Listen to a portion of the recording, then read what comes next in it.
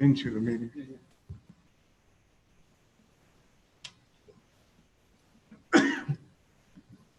That's about the type of straightforward I can ride without falling.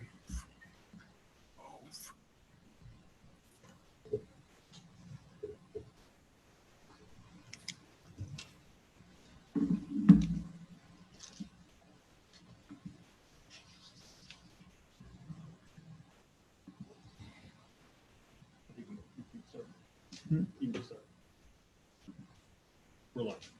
I know, Mike said the word.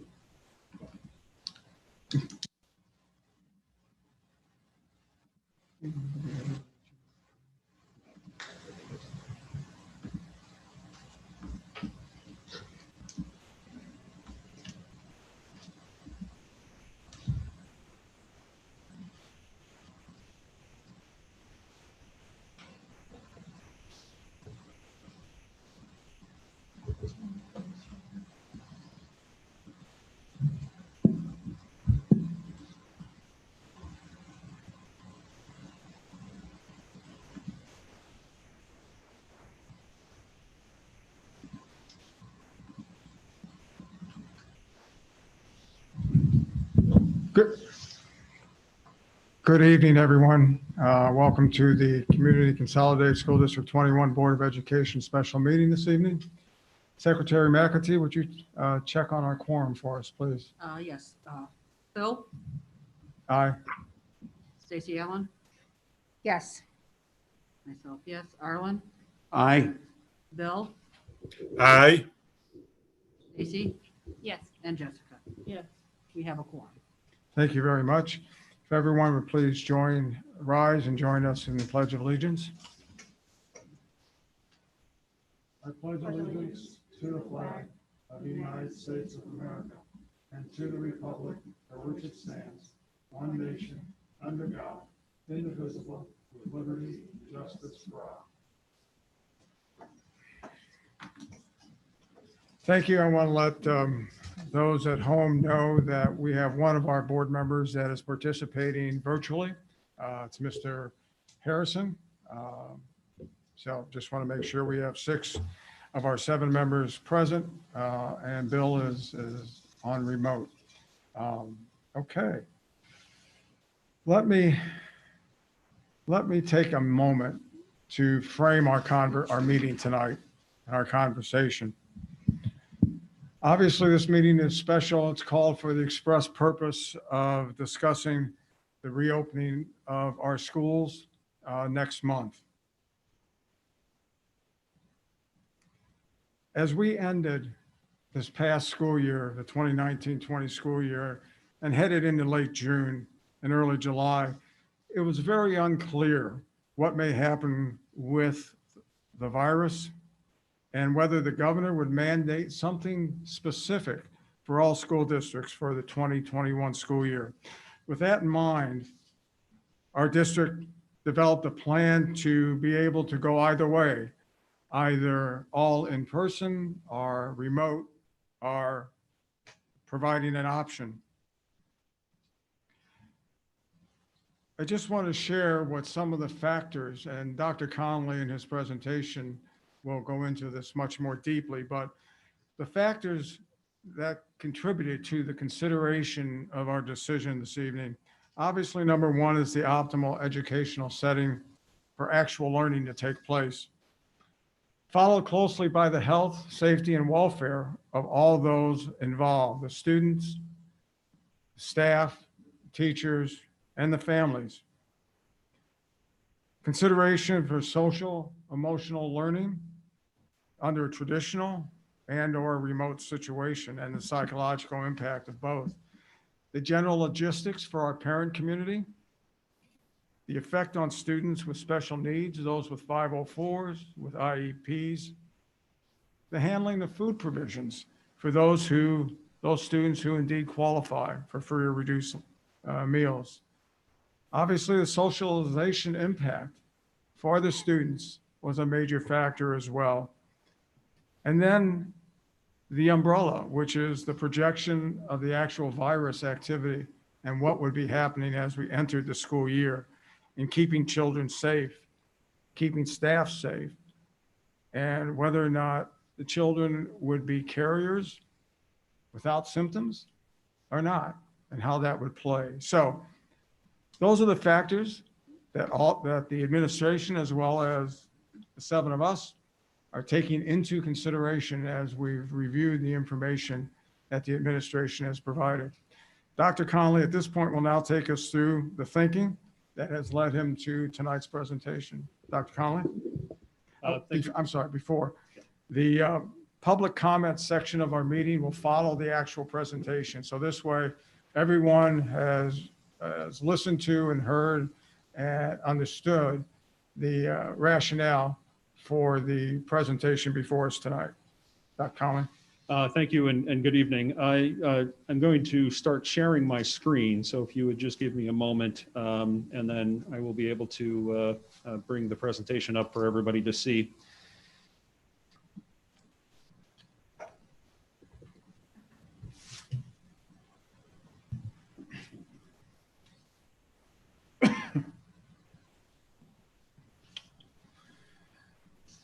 So we are here this evening to present the Board of Education with a recommendation for a revised reopening plan for the coming school year. One of the things that we have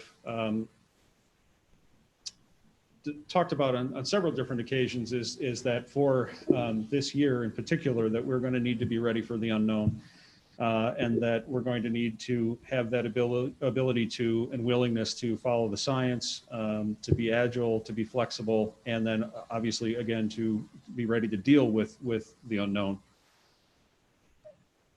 As the administrative team has continued to monitor the conditions of the COVID-19 global pandemic and evaluate our best options for ensuring the ongoing health and safety of students, employees, and their families, I am recommending to the Board of Education that we delay the resumption of in-person schooling and begin the 2020-21 school year with distance learning-based instruction.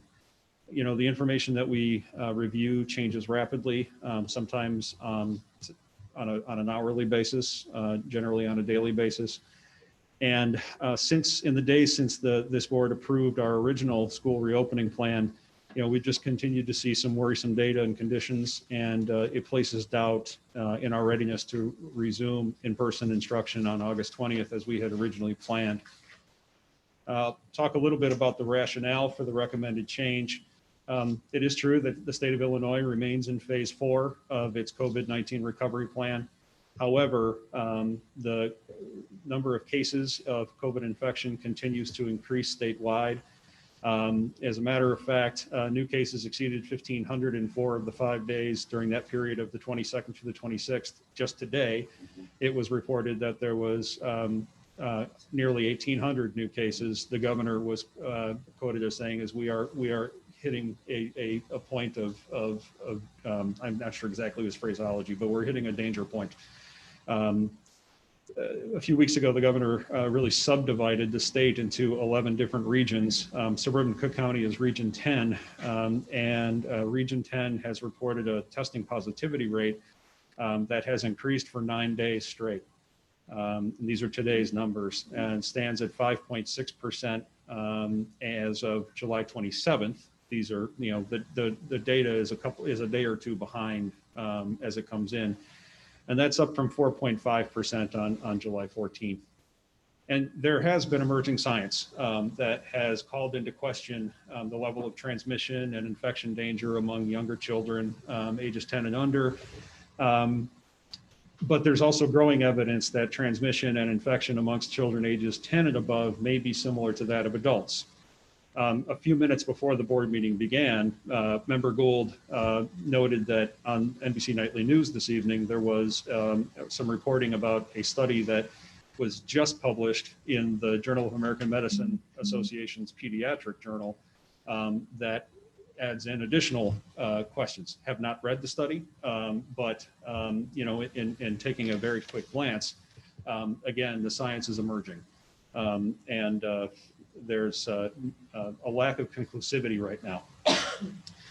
There is uncertainty in the public health community. You know, There were last weekend a number of interviews that were done by Dr. Deborah Birx, who's of course the White House's coordinator for the COVID-19 task force, as well as Dr. Redford, excuse me, who is the director of the CDC, and then Dr. Fauci, who is the director of the NIAID, which is the national, it's the infectious disease arm of the American government, National Institutes of Allergy and Infectious Diseases. And in each of those interviews, while they noted what the emerging science has stated, which is that certainly COVID infections amongst young people generally produce less severe symptoms and generally high recovery rates, that the science is still really out about their transmission and really at what rate they actually are able to catch the virus. The studies that have been largely pointed to have come out of, I believe, the Netherlands, South Korea, Asian and European countries, which I think everybody can agree have had a very different experience in containing this virus than the United States has. And so, there is a paucity of local data, so to speak, particularly as it relates to children in school age groups. So I won't, going in the wrong direction here, sorry. So I'm not going to read necessarily these quotes, but I did just kind of want to give a notion of some of the statements that have been made. Oh, nope, I don't want to do that. Okay.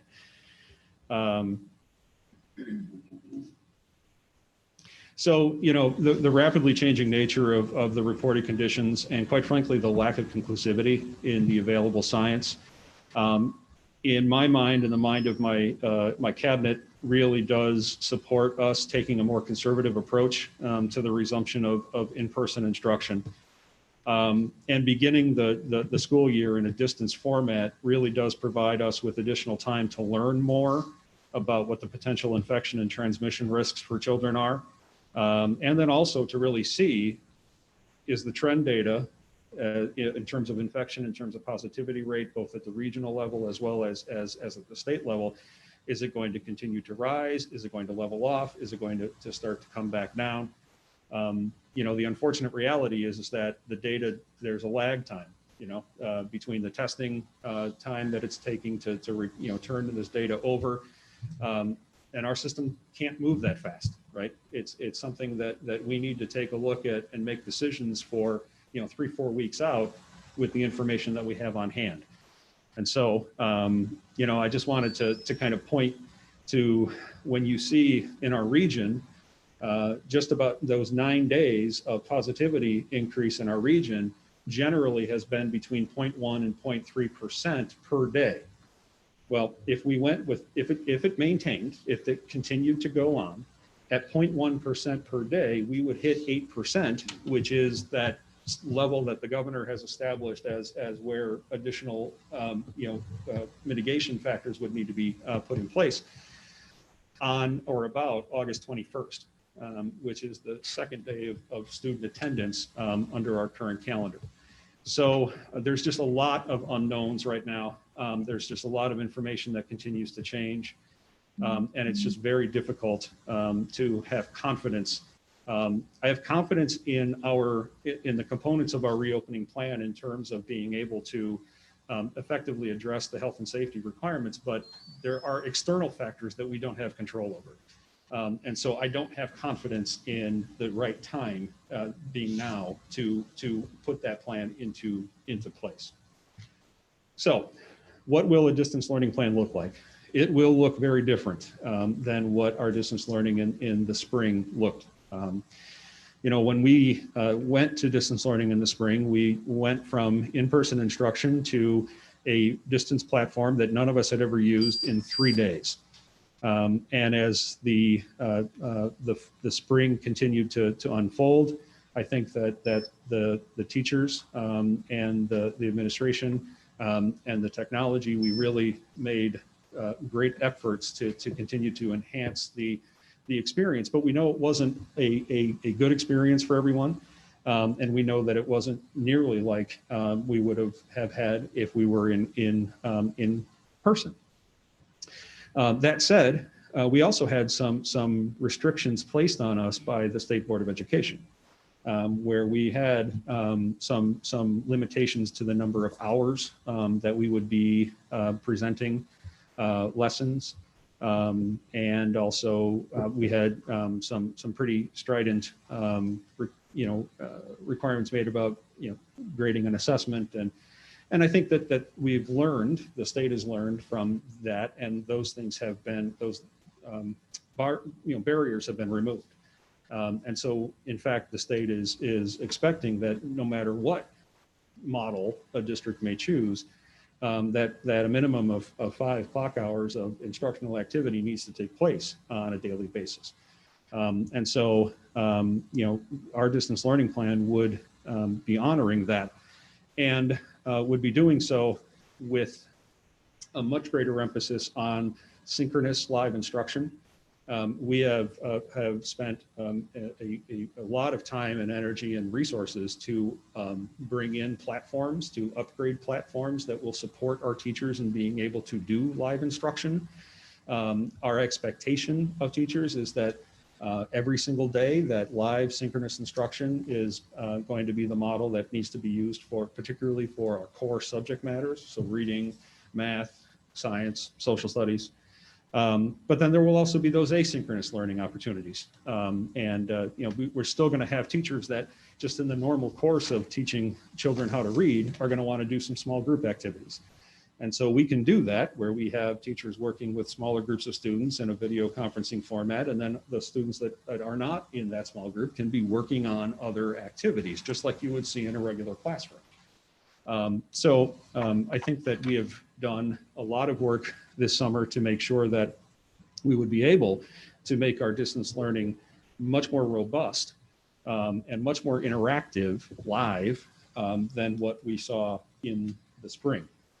Of course, there's going to be, fits and starts. There's going to be, this is still a new platform. There's going to be learning that's going to need to occur, both for the staff, for the students, as well as for their families. But again, I think it is something that we will show a much better engagement level than what we were able to necessarily accomplish last spring. So just again, from a perspective of what, and of a difference between synchronous and asynchronous instruction, I covered some of that in my comments just a moment ago, but we will be using a blend of those things, but knowing that synchronous instruction needs to be the dominant form of instruction for our core subject areas, and that's on a daily basis. As far as special education related services, I can tell you that we are very focused on how we make sure that we are fulfilling the requirements of all students' IEPs, that we are providing the kind of intervention support, related service support that we need to support our students. Kim Klein and her team have been working very hard with the staff over the course of the summer, consulting with our council about how we accomplish some of these things.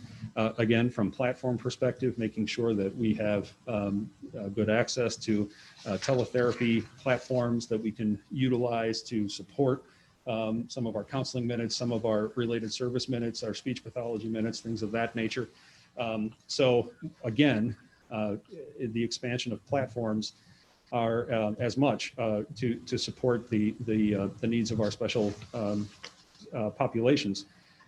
And also knowing that for some of our low incidence, our structured teaching program, our autistic students, that we do have students that really we need to get them back in here. And so right now, Kim and her staff and our special education staff are really talking about working on, even if it's in smaller groups, because we don't have a stay-at-home order right now. We can have some students in our buildings. How can we, bring those groups in a way that we can, have in-person contact? And so that is something that that Kim is working very diligently with to address those needs. Again, with our bilingual ESL and dual language programs, we are going to be presenting those programs and providing those services in a distance format in the same manner in which we would if we were all in person. Again, from a platform perspective, from a resources perspective, have spent a lot of time bulking up those options for those students. And obviously the key here is the technology support, right? So we are fully one-to-one in the district, kindergarten through 8th grade. With Chromebooks, we are acquiring additional Chromebooks to provide for our preschool students. Obviously they will use them differently, but they're mostly going to be on camera kind of using, but we are acquiring those additional devices for those small children. We had our students keep those Chromebooks, so they have them in hand, with the exception of our new students, our kindergartners, and any students that are new to the district.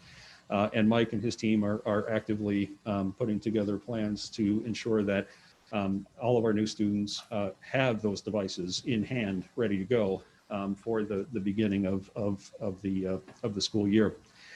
I noted at an earlier board meeting that we do know that internet connectivity has been an issue for some of our families. And, Mike Frantini and his team, again, have worked doggedly to make sure that we have those hotspots available for families who need them.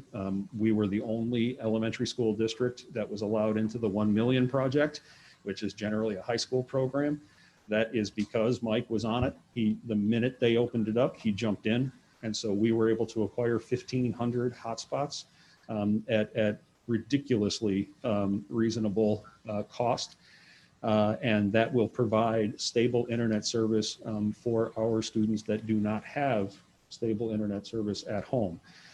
Those are here. His staff have been working all summer, to identify those families and to get those resources in their hands.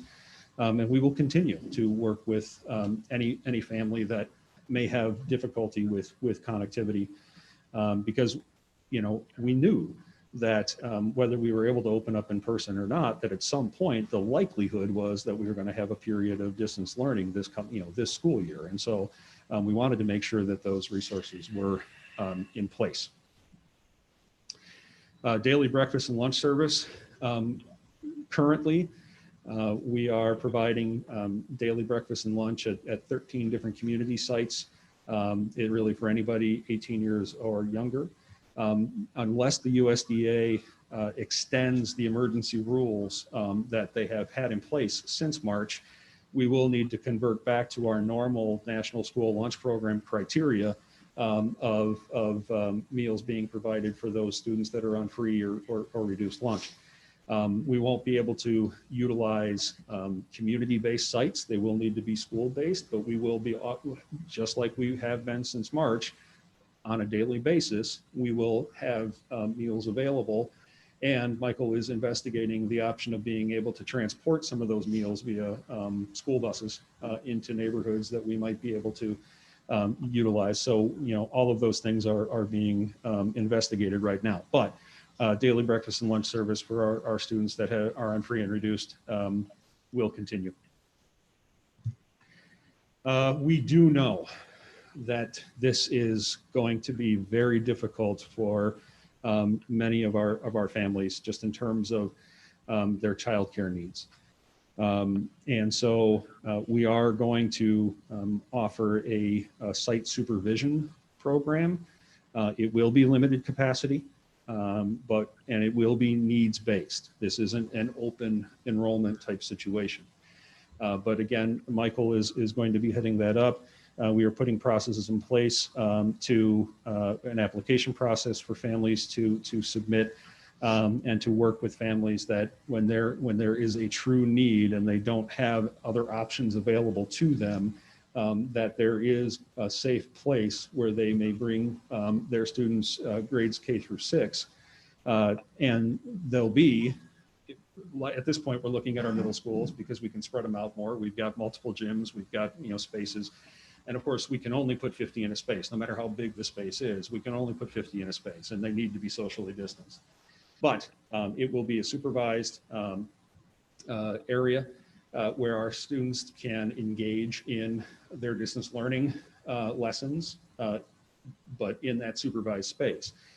This isn't a day camp. It's not daycare. I mean, think extended study hall, where we have adult supervision for kids who absolutely need it. So, because we do understand that we are negatively impacting our families that don't have the option to work from home, that are those frontline workers, that are those essential employees. And so we do want to work with those families that don't have any other options available to them, so that they can, they don't have to make the choice between keeping a job and sending their kids to school. It is our fervent hope and desire to transition back to in-person instruction, maintaining the opt-in distance learning academy for those who have already made that choice, but to transition back into in-person environment as soon as we can. And the reason I said by Monday, October 5th, is because that takes us 6 weeks into the school year. And I think, my hope is that even earlier than that, we're going to have some good indication about where things are going and what the actual impact could be of children returning into a learning environment that they haven't been in since this thing really broke. And so, there will be areas that there will be in-person instruction that's happening, and we will learn from that. But our circumstances right now, I just don't have the confidence in moving forward with in-person at this point. And so it is our great desire to move us back into an in-person environment as quickly as we can. So that is kind of an overview. I will say that one of the things that, as far as the distance learning program goes, and our staff, we will be asking staff to report to their schools, to their classrooms, unlike when we were at the stay-at-home order, where everybody was at home. We very strongly feel that that our teachers need to be in their classrooms, utilizing their classroom resources, being able to coordinate with their colleagues to do the kind of instructional improvement conversations, to be able to really tap all of the resources, and so then to have them in the environment. So that is something that will be a requirement. And we also know that may result in some difficulty for some of our employees, where their own school districts may also be going remote. And, I've been working very closely with the union, and we will work with our faculty and staff, as we will work with our parents to try and help them with that. But it's very important for them to be in their schools and in the environment.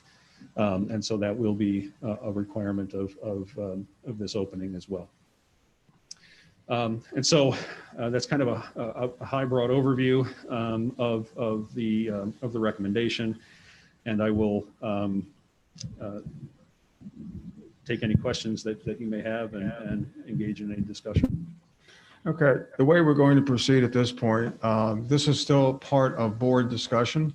I'd like to start with questions for Dr. Conley, either for clarification purposes or for something you feel he's missed.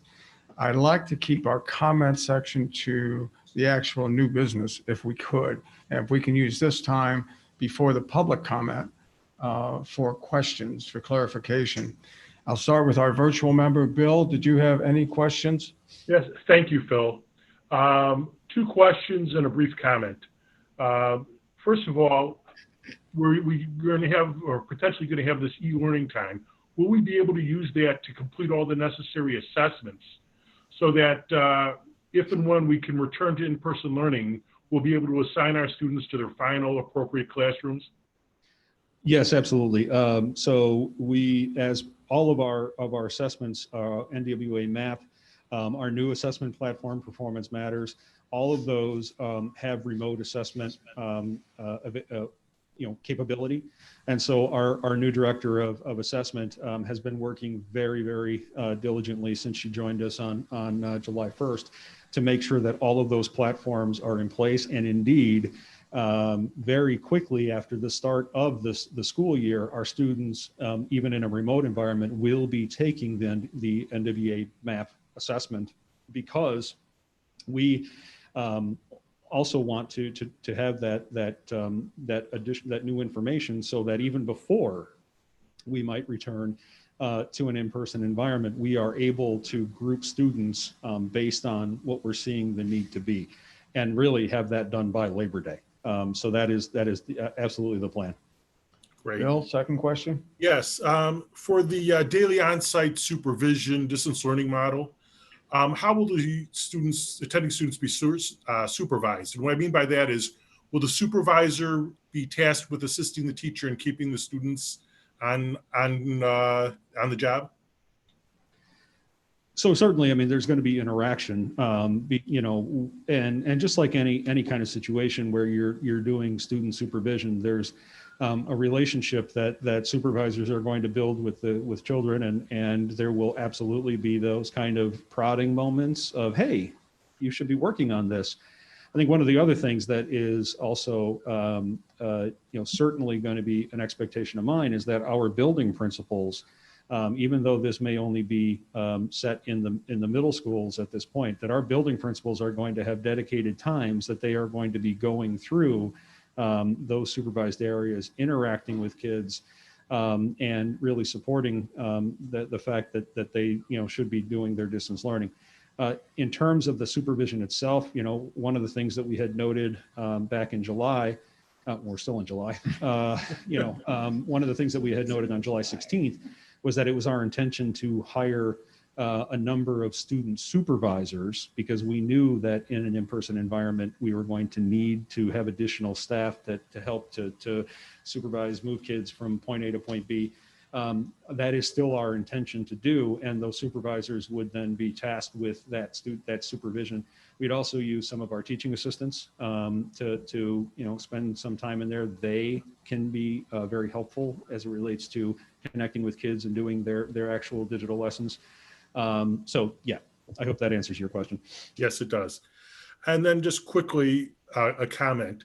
One of the things that's come up over the last couple of weeks regarding distance learning is going to impact our discussions on equity. If you read the papers, if you follow social media, there are parents throughout our community and even through the broader area that are looking to do things like hire teachers as tutors, whether individually or in pods, whatever. And while I fully understand why they do this, that would certainly lead to additional equity concerns as we go forward and have that conversation. Okay, thank you, Bill. Thank you. Thanks, Bill. We're going to go around again for questions for Dr. Conley, Arlen, Stacy, and then we'll come back around. Well, we talked at some length on a bunch of topics. One of my concerns was special ed.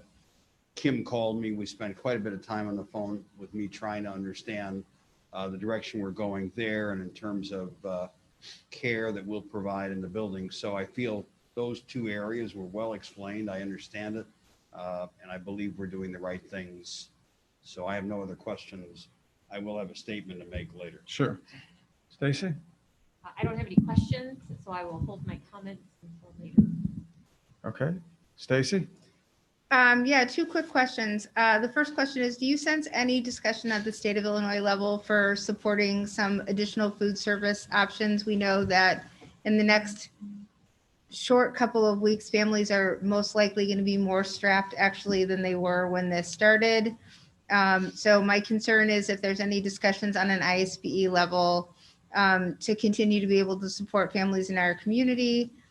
what I think is going to become quickly an area of concern. And the second one, is there a way you can address, I have had a number of comments from people with children in younger grades, kindergarten, first grade, regarding distance learning. So can you address a little bit on how that will be handled with younger children? It's different with the older kids, but just to put some concerns and needs about how we're going to handle distance learning with a kindergartner. Sure. Thank you. So to the question about meal service and food options, I have not been aware of any specific conversations at ISB about any kind of extension. It's really a federal, because it's a federal program, it's a federal issue that needs to come through USDA. I know that right now they're negotiating, if they haven't broken down. I don't know exactly what happened today, but they are negotiating the next wave of stimulus. And we do anticipate coming out of that, that there will be additional federal monies for K-12.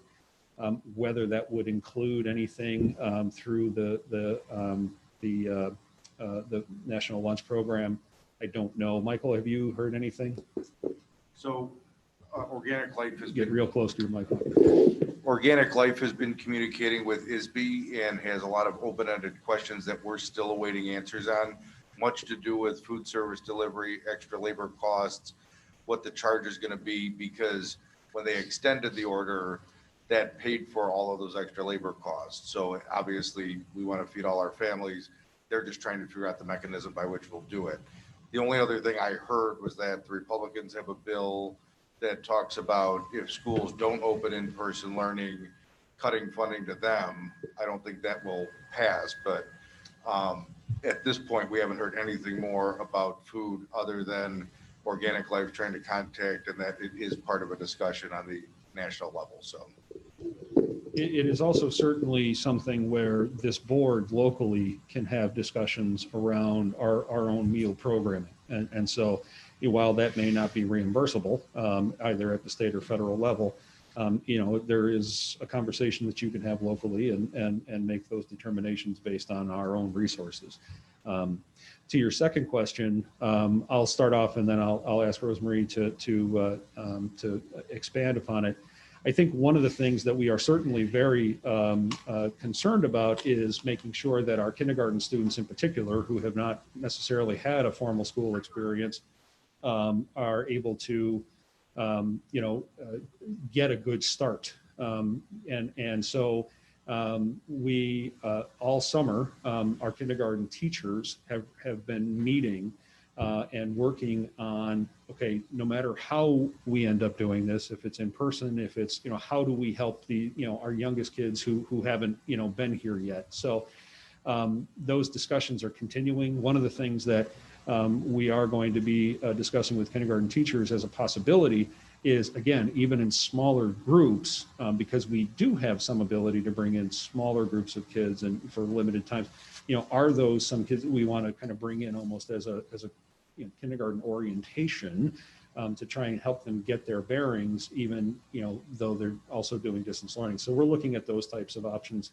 I think the increased amount of live synchronous instruction that's going on distance-wise will be a huge help.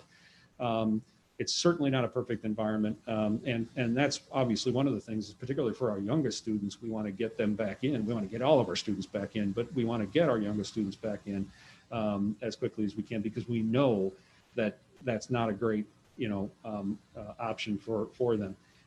Rosemary, do you want to expand on any of that? No, I think you covered pretty well everything. And we are looking at an orientation in 2 phases. So orienting, especially around kindergarten, orienting the students to distance learning and their families to distance learning. Obviously, there's going to be more parent support in getting the kids set up and used to the routines. And then also a second round when we move into an in-person orientation as well. I think one of the other things to note too is that we do have options, particularly with staff reporting and the fact that we are not under a stay-at-home order. As we get into the instruction, if we are seeing that there are individual students or there are small groups of students that maybe might benefit from, a limited, in-person interaction, we can explore those things. That's not, we didn't have those options Right. over the spring because of the stay-at-home order. Those are things that we have options to do now. And that may beg the question from some, well, then why wouldn't we do in person for everybody? It's about volume, right? It's about the number of students in a space. It's about, the flow of, and so when we're talking about very small groups of kids coming in, that is a very different circumstance than having an entire grade level, having an entire school, coming in on a daily basis. Which actually brings me to my quick third question, which is, I get a text message whenever the Clorox wipes show up at the Walmart. I know a kid who's a stock kid. So when they get a shipment, he texts me, hey, Mrs. Allen, come and get your Clorox wipes. Are we realistically going to have enough supplies to maintain when we do bring kids back into school? Are we going to have enough to keep our buildings clean, to keep them disinfected? All of those things that we don't really think about, but are we really realistically going to be able to do that? I'll let Michael speak to this too in just a moment, but I will say that we feel pretty comfortable about being able to start. We're not entirely comfortable with, the reserves, shall we say. And so that is a concern. I wouldn't say it's a major concern for us at this point because our operations department has been very proactive in getting equipment and supplies and things of that nature. But, if the supply chain ends up taking a major hit, we could run out of those types of things. We don't have a ton. We've got enough to get started, but I don't know how long that might last. Michael?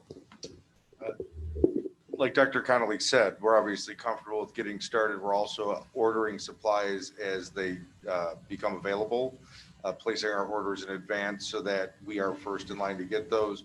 We're also exploring some chemicals that, not even chemicals necessarily, but cleaning products that are typically in markets other than schools, but are now introducing themselves to schools, have FDA approvals, so that we can get in on the ground floor on some of those products that are something that is new to a school, going away from Clorox wipes because we're not supposed to have those types of products, and getting into a safer grade of cleaning supply that also does the job for what we need to do. So we are constantly looking at that. Bill and Glenn have done a phenomenal job, and Melissa's worked with them to make sure that we're in the process of stockpiling those materials.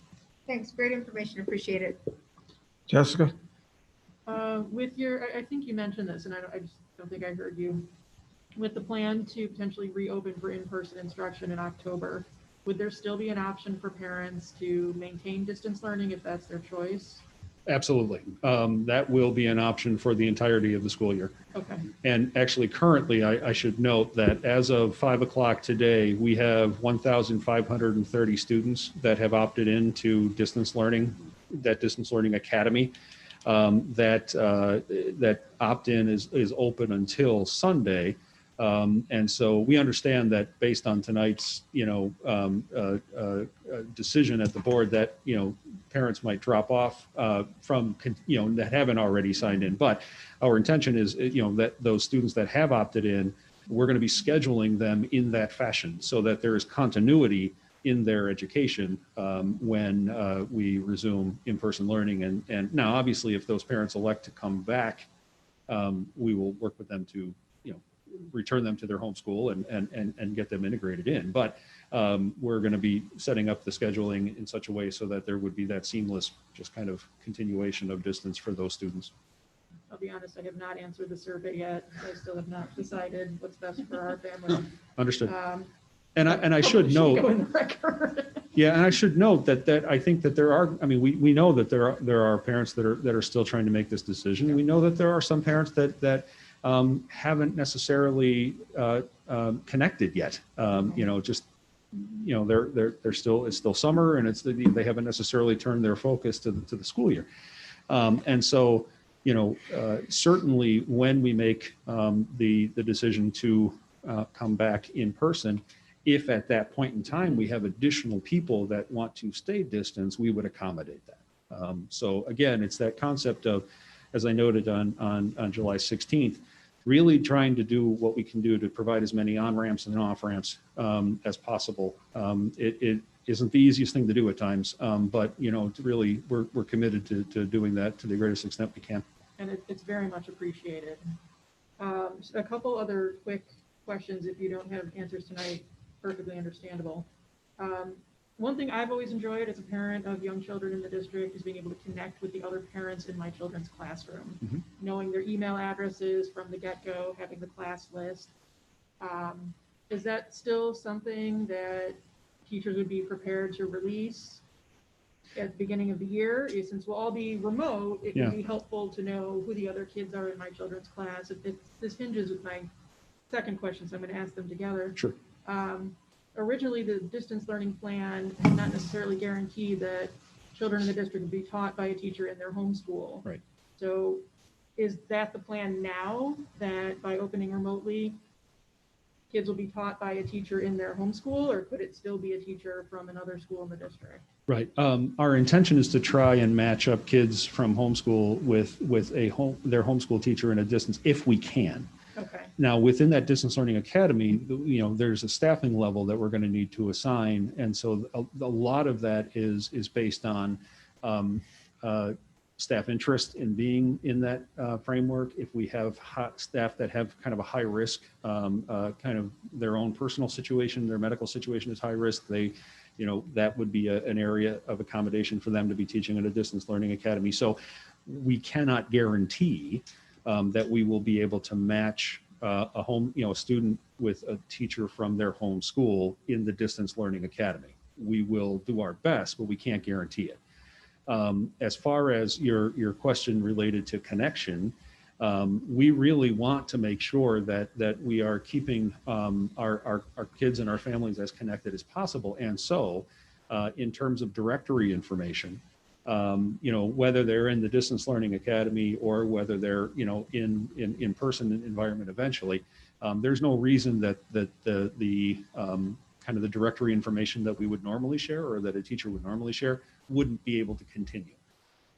Now, one of the things that I've also made very clear to my team is that irrespective of a student opting into the distance learning academy, I do not want their connection to their home school lost and or put on pause.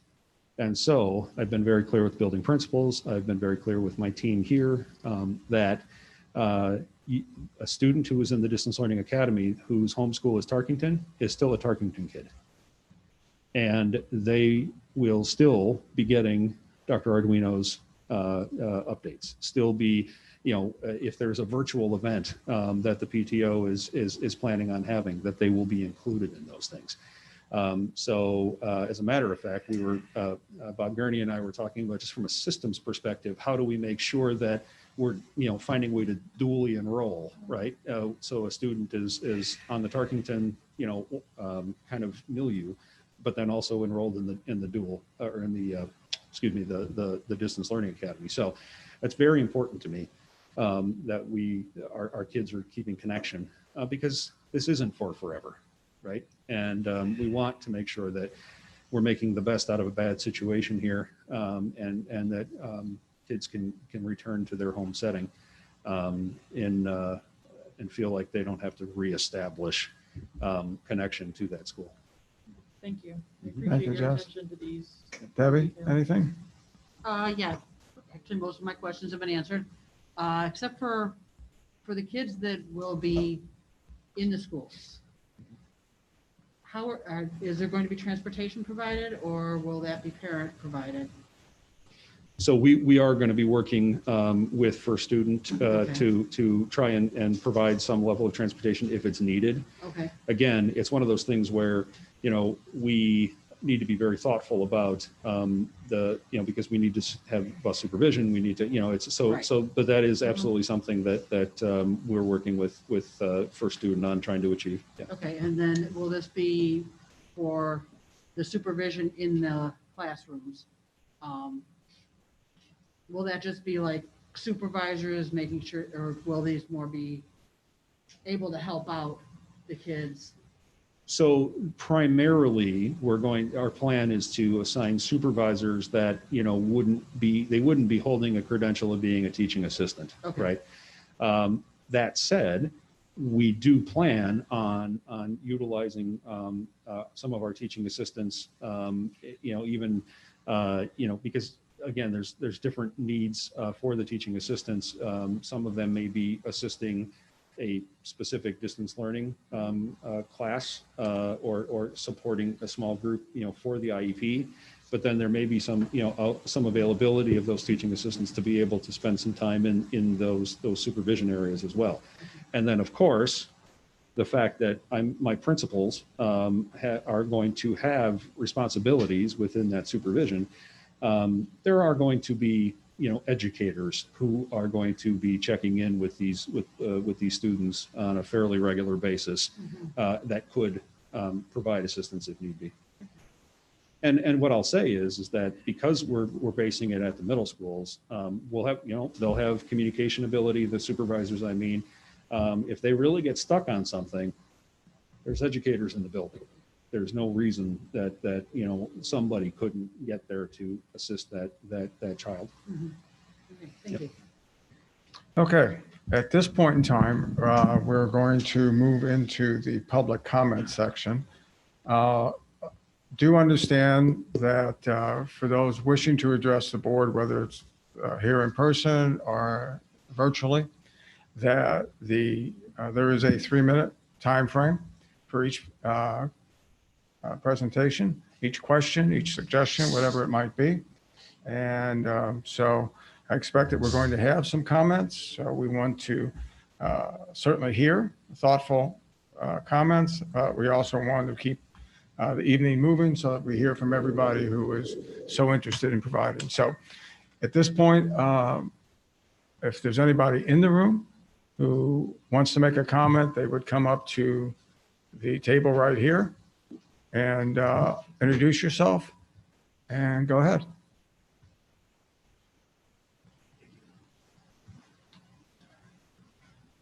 My name is George Kozlov. I have a kindergartner starting and a second grader starting this year. And first, let me thank the board for having this meeting because some other districts simply announce the online plans without giving an opportunity for the parents to speak and understand what's going on.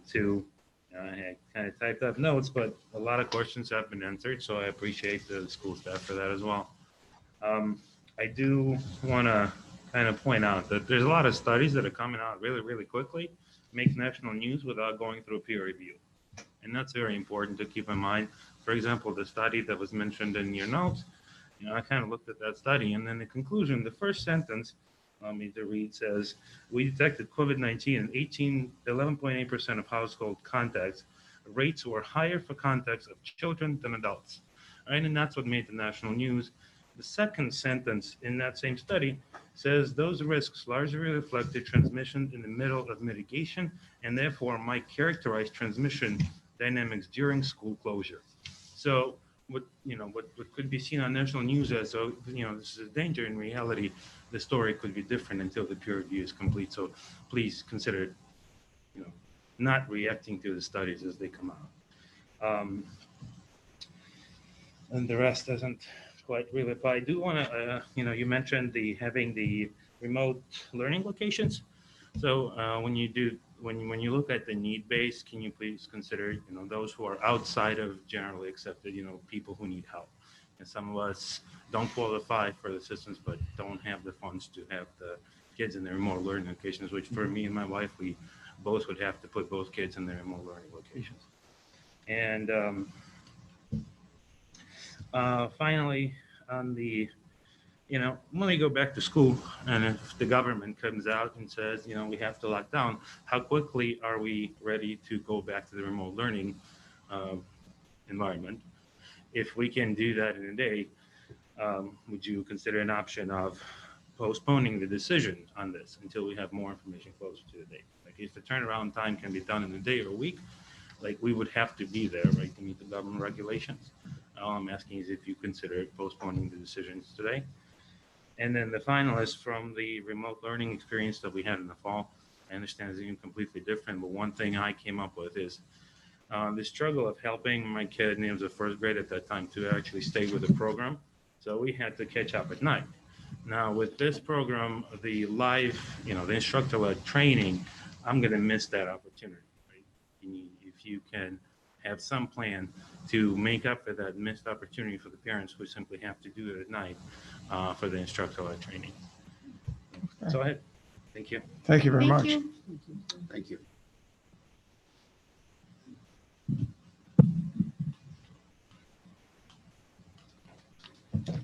Thank you. I'm Patrick Ryan. I have two students in middle school, Cooper Middle School, and I'll try and be as quick as possible. I think I sent a letter to the entire board, and I just want to read a letter for the public record. And what my letter really does is it goes over Dr. Connolly's presentation and counters each point, okay? I'll start by, as a parent, I have District 21 children, and I've continually monitored the COVID-19 data. And I'm concerned for the welfare and the safety of our children as they navigate this unknown atmosphere.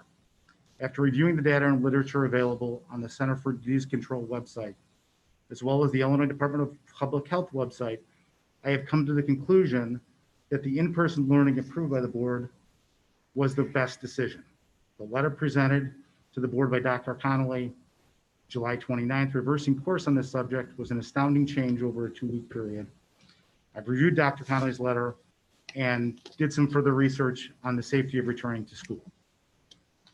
His first point in the letter was about the state positivity rate. The state positivity rate is now 3.8%, and it's remained relatively constant since June 1st at 3.8%. The overall state rate has not changed. Any increases in the country or the state are isolated in certain counties throughout Illinois that have not been as diligent as Region 10 and Cook County. Point number 2 was the wide metrics. All of our metrics now are in acceptable ranges.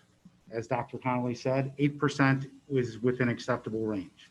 If you look further than what Dr. Connolly looked and look back actually at the beginning of June, at June 26th, our positivity rate was 4.8%. Our positivity rate is now 5.4%. That is a slight increase in the matter of a month. Next, research, the research that Dr. Connolly talks about, he doesn't really cite the research, just says emerging studies. I went to the CDC website and the Illinois Department of the Public Health and found studies. The studies are noted in the letter. Data on SARS-CoV transmission rates among children are limited. Evidence from other countries suggests the majority of children with COVID-19 were infected by family members. For example, the first pediatric patients in South Korea and Vietnam were most likely from contact from an adult family member. Published reports from contact tracing of students with COVID-19 in schools from France, Australia, Ireland suggest students are not likely to transmit the virus as other students compared to household members. However, more research is needed. I think we all agree that more research is needed. There's an article on the CDC website from Laura Girdling. No evidence of secondary transmission from COVID-19 from children attending schools in Ireland. There's another article on the CDC website from Reuters. School openings across the globe suggest ways to keep the coronavirus at bay despite outbreaks. Mr. Ryan, we've exceeded the 3 minutes. If there's one final point you'd like to make, and if you want to leave us that letter, we'll make sure it gets I in will with the information. definitely, in summary, I would just like to say classes in person are necessary to the mental health and physical health of our children, and all of these items should be considered. The mental and physical health of the children and not necessarily these emerging studies. And I did have one question for the board that I need to ask because my wife insisted that I asked it. She wants to know what the platform is, if it's been tested, and what experience you have with the platform. And then you can do that at the end of the comment section. If you want.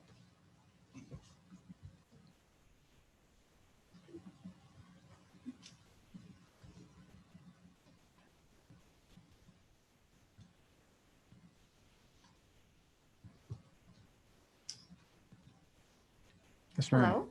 Hello, I'm Julia Nemsek. I'm a teacher in the district. I'm starting my 27th year. So I've been around almost as long as Arlen and Phil, I think. Not nearly as long as I have, but go right ahead. And thank you for your service today. I just wanted to come and say I really appreciate the approach that the district has taken. I can't imagine all the things that you're considering and looking at from what's best for the kids and staff and the financials and just the everything. It's overwhelming to think about. And I hate this, as I think we all do. And I am a person that wants to go all in and go to school and teach my kids and have my own kids go to school. But after listening to everything today, I really appreciate all the thoughtful questions and the comments that Dr. Conley has given us. I mean, the bottom line is that we don't know what we don't know, and I think we're doing the best that we can. I want to compliment the board and the union, the relationship that they have. I appreciate that as a union member and the communication that the teachers have had throughout this process. And I want to thank the curriculum work that's been being done this summer by, I know, so many people to get us all ready, and people are giving up their personal time. This is not paid time. And so I'm so proud to work in our district. So thank you very, very much. You don't have to leave. I mean, if you're going to make comments like that, we're going to keep you all night. That's okay. Thank you so much. Thank you very much. Appreciate that. Thank you. No one else in person? Mike, do we have anybody virtually? Yes, we have 11. We're going to start with Sharon H. Sharon, go ahead. Sharon, go ahead and unmute. Hi, can you hear me okay? Yes. Okay, great, thank you. I again want to thank you for taking the time tonight to go over the presentation and the information. Want to definitely echo the thoughts and comments from the parent a couple comments ago who also has children at Cooper. My son will be in 6th grade at Cooper Middle School. And from our experience in the spring with Google Meets, one, he only had a couple of Google Meet sessions scheduled.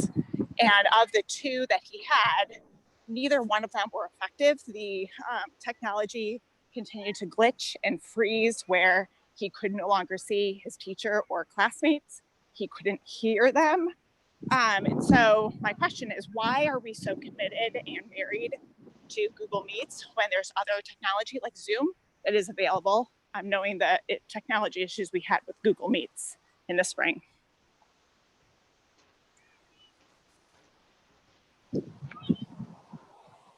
Okay, thank you. Okay, next will be Yoli. Yoli, please unmute yourself and go ahead. Yeah, hi. My question is, I have a son that's going to be new to the district. He'll be a 1st grader.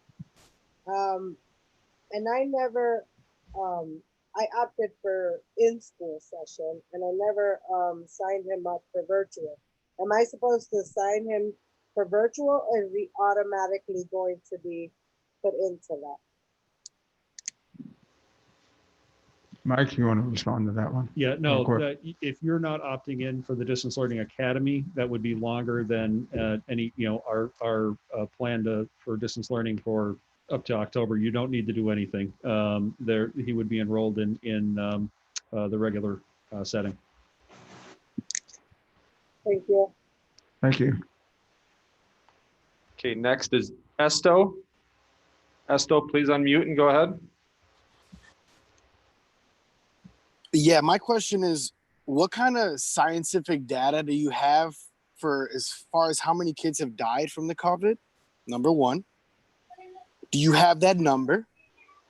The other thing is, do you know that a lot more kids are being, abused, child molested? They're surrounded by alcoholic parents that are not treating them well, and you're literally locking them in your house.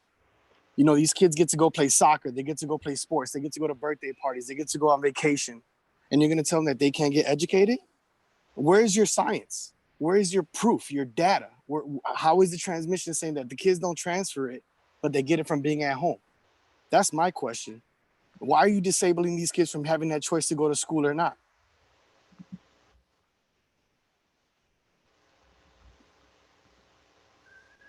Good. Thank you. We'll address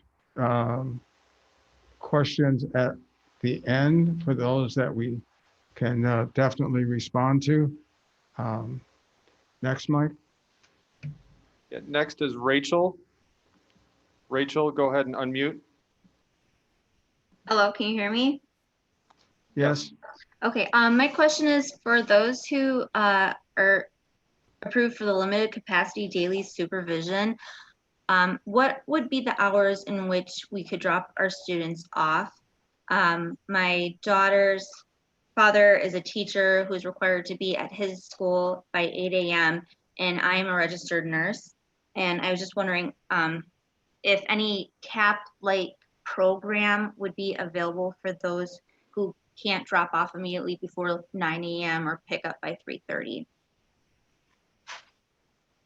Okay, thank you. Again, that will be responded to at the end of the comment section. Next, Mike. Next is Alexandra.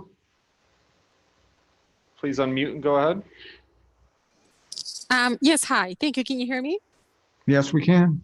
Okay, thank you so much for meeting tonight. This is really important for everyone to discuss some of these issues. And you know, I'm a teacher myself at a different district, and we are going full in.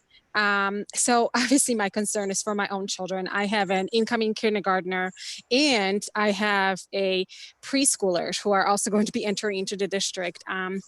Triplets, actually. And so my concern is, can you address a little bit of the preschool program? Is it still going to be in person? And if so, what is that going to look like? And then again, what is this going to look like for kindergarten? I know you mentioned a little bit as far as what the kindergarten is going to look like, but can you elaborate a little bit more? I mean, I cannot expect my 5-year-old to sit in front of a laptop for 5 hours, especially if I myself have to be at work and be teaching my own children or doing my own Zoom meetings. Can you just elaborate a little bit more on that, what the plan is, and if there's any flexibility within the plan? Thank you. Thank you. All right. Okay, next is Terry. Terry, please unmute and go ahead. Can you hear me? Yes, we can. Okay, great. I want to thank Dr. Connolly and the Board of Education for meeting tonight. I anticipated that you might hear a lot of criticism about tonight's proposal to shift to remote learning. As an educator, though, and as a District 21 parent, I want to applaud your move to keep students, staff, and our families safe by starting the year with remote learning. I'm not being dramatic by saying this is in fact a life and death decision, and that's not to discount those survivors who will suffer permanent lung damage, kidney issues, brain damage, and inflammatory clotting issues. Even if mask wearing was strictly enforced, anyone who works in a school knows that will not happen. This only reduces risk, it doesn't eliminate it. The CDC recommended 6-foot social distancing also will not realistically occur, and an estimated 45% of cases are asymptomatic. So bringing students and staff together for hours at a time is certain to spread this dangerous virus. I hope you will also consider allowing staff to work from home, whether they are at risk or have their own young children at home, since I'm sure you know they are all outstanding professionals. To those advocating for in-person learning or possibly voting for it, I am very curious to know how many infections, how many deaths of students, staff, or their family members is acceptable to you. My number is 0. So I strongly support the proposal for remote learning, and I encourage the board to prioritize the health and safety of the District 21 students, staff, and community by voting for distance learning. Thank you. Thank you. All right. Okay, next is Stephanie. Stephanie, please unmute and go ahead. Hi, so my concern is we have obviously our contract with First Student, and we have our drivers, and I'm wondering, are we going to continue to pay them during this time to make sure that we have drivers when we come back in October? We do have some older drivers, and I'd hate to have to see them not come back because they aren't being taken care of. So I would I'm wondering if we're going to continue to keep paying these drivers until we are able to come back to make sure we have drivers, since it does take a special person to do that job, and it is hard to find drivers at this moment. So I'm wondering if that's something that the district's looking on doing still. Thank you. Next, Mike. Okay, next is Stephanie Rardon. Please unmute and go ahead. Hi, can you guys hear me okay? Yes, we can. Okay, so my son is he's in the special ed program. He's autistic, and he's actually was going to go to Tarkington this year for their first academic instructional class for special ed. And I know you mentioned that you're considering letting the special ed kids come in small groups, and I was wondering if there was any way to accommodate that program, because he could really benefit from a more academic approach. Also, my other two questions were how they were going to evaluate the special ed IEPs this year, and about the therapies such as speech therapy and occupational therapy. Okay, thank you. Diana A., please unmute and go ahead. Hello, can you hear me? Yes, we can. Hi, so I have a few questions. So, you had said 1,500 kids had opted for distance learning already, even before this decision kind of came out. Out of the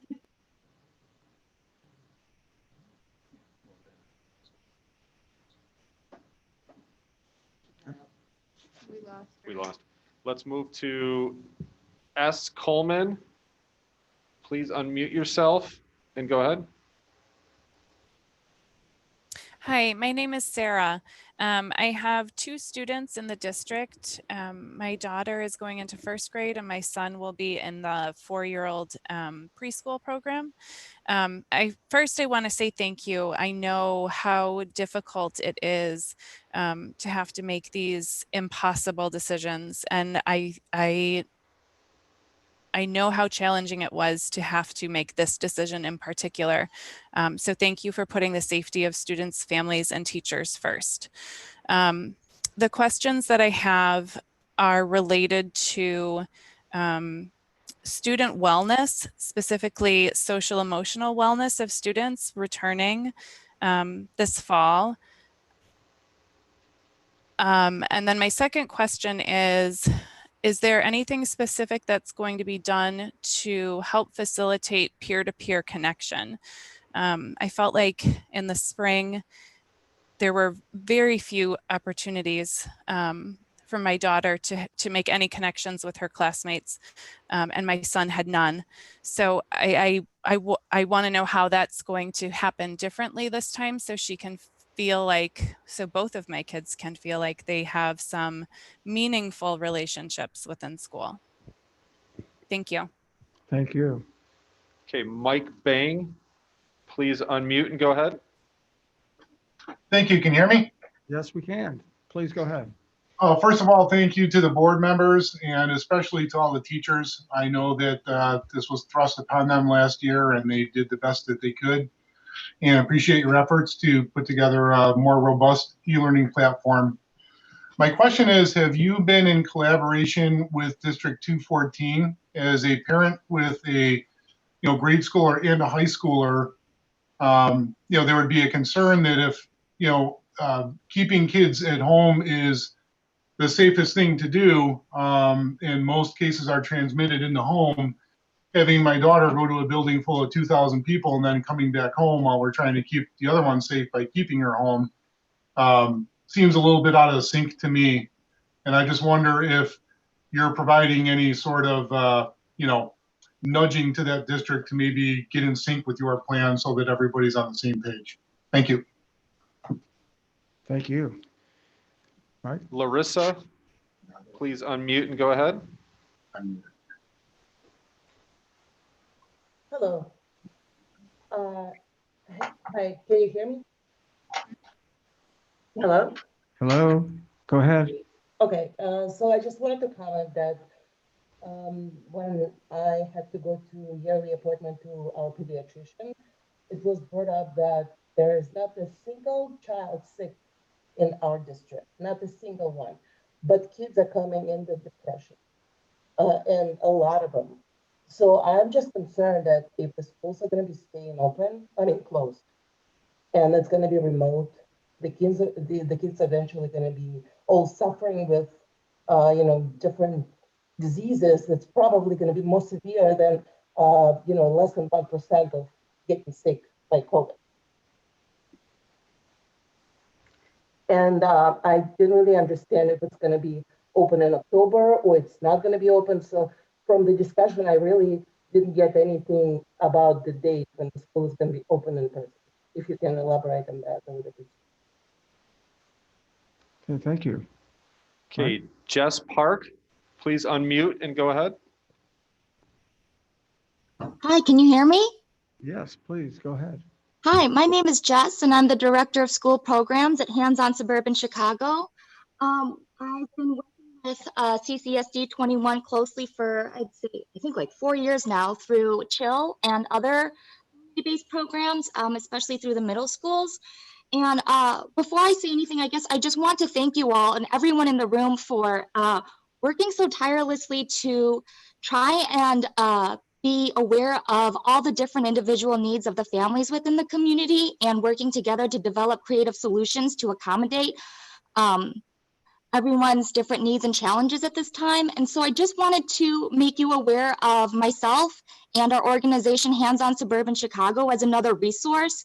I know that during the conversation, a board member had brought up a point about equity and knowing that, certain wealthy families will be able to provide tutoring for their students during this time or when schools are closed, and that we have options available virtually to be able to accommodate and supervise small group instruction, which I think will also help provide students with opportunities to socialize among themselves too, and that we also do have social and emotional learning programs in place. And so volunteers are a great way to build capacity, and perhaps they can assist with some of the in-person solutions that you might be coming up with. And I just hope to be a part of the discussion in helping our community get through this hard time and come out stronger. If you can give us your address offline, we'll be sure and charge you for that commercial. Oh. Thank you. Thank you. Staff certainly made note of the information. Thank you very much. Ala, please go ahead and unmute. Hello, this is Alice's husband, Alex. Do you hear me? Yes. Yes, go ahead, please, Alex. I have 3 kids spanning all levels, elementary, secondary, and high school. For the record, I applaud your attempts to find a consensus and make next to impossible decision during this incomplete evidence and research data. My heart goes to you with appreciation of the tough decisions you have to make. However, as a scientist and a history buff, I wonder whether it would be better to not kid ourselves and sugarcoat the fact that based on everything we know about COVID-19's transmission rates and death rates for the kids and respiratory decision rates, if we do not give our kids an opportunity to start the school semi-normally in August, we will have all year, and I highlight all year, and possibly next year in distance learning if Spanish flu scenario of 3 waves repeats. Thus, by not opening, even for a couple of weeks, we deprive our kids and our society's future of an opportunity on starting this school year in person that is semi-normally and relieve their cabin fever, frustration for not seeing their friends, teachers, and schools. Thank you very much. Thank you. Okay, Laura Hardy, please unmute and go ahead. Hello, thank you very much. Go ahead, Laura.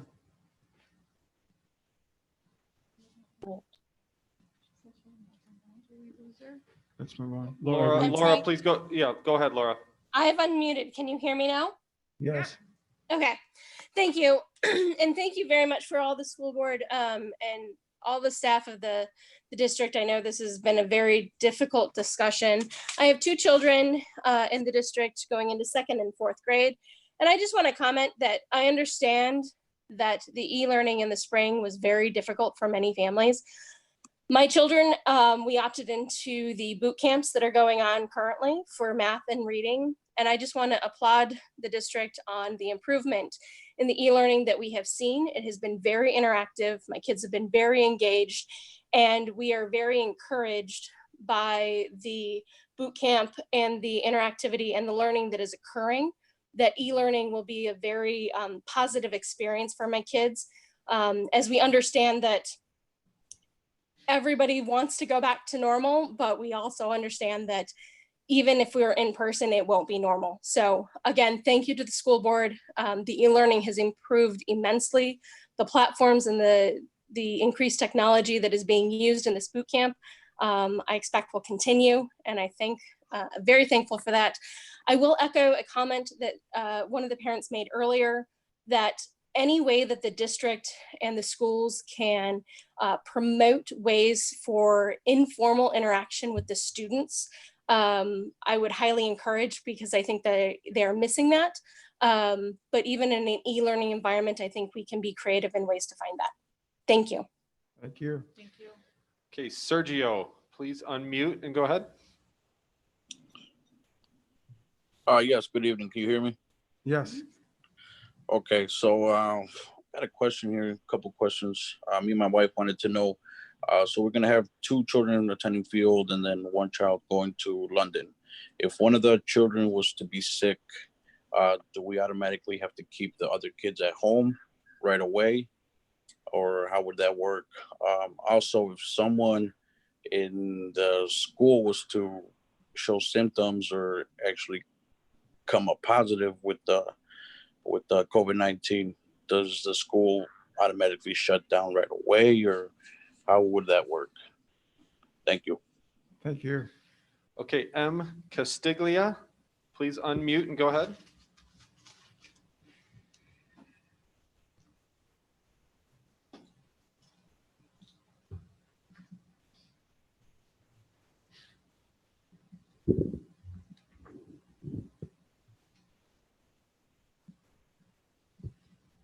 Okay, let's move on to Scott Nielsen.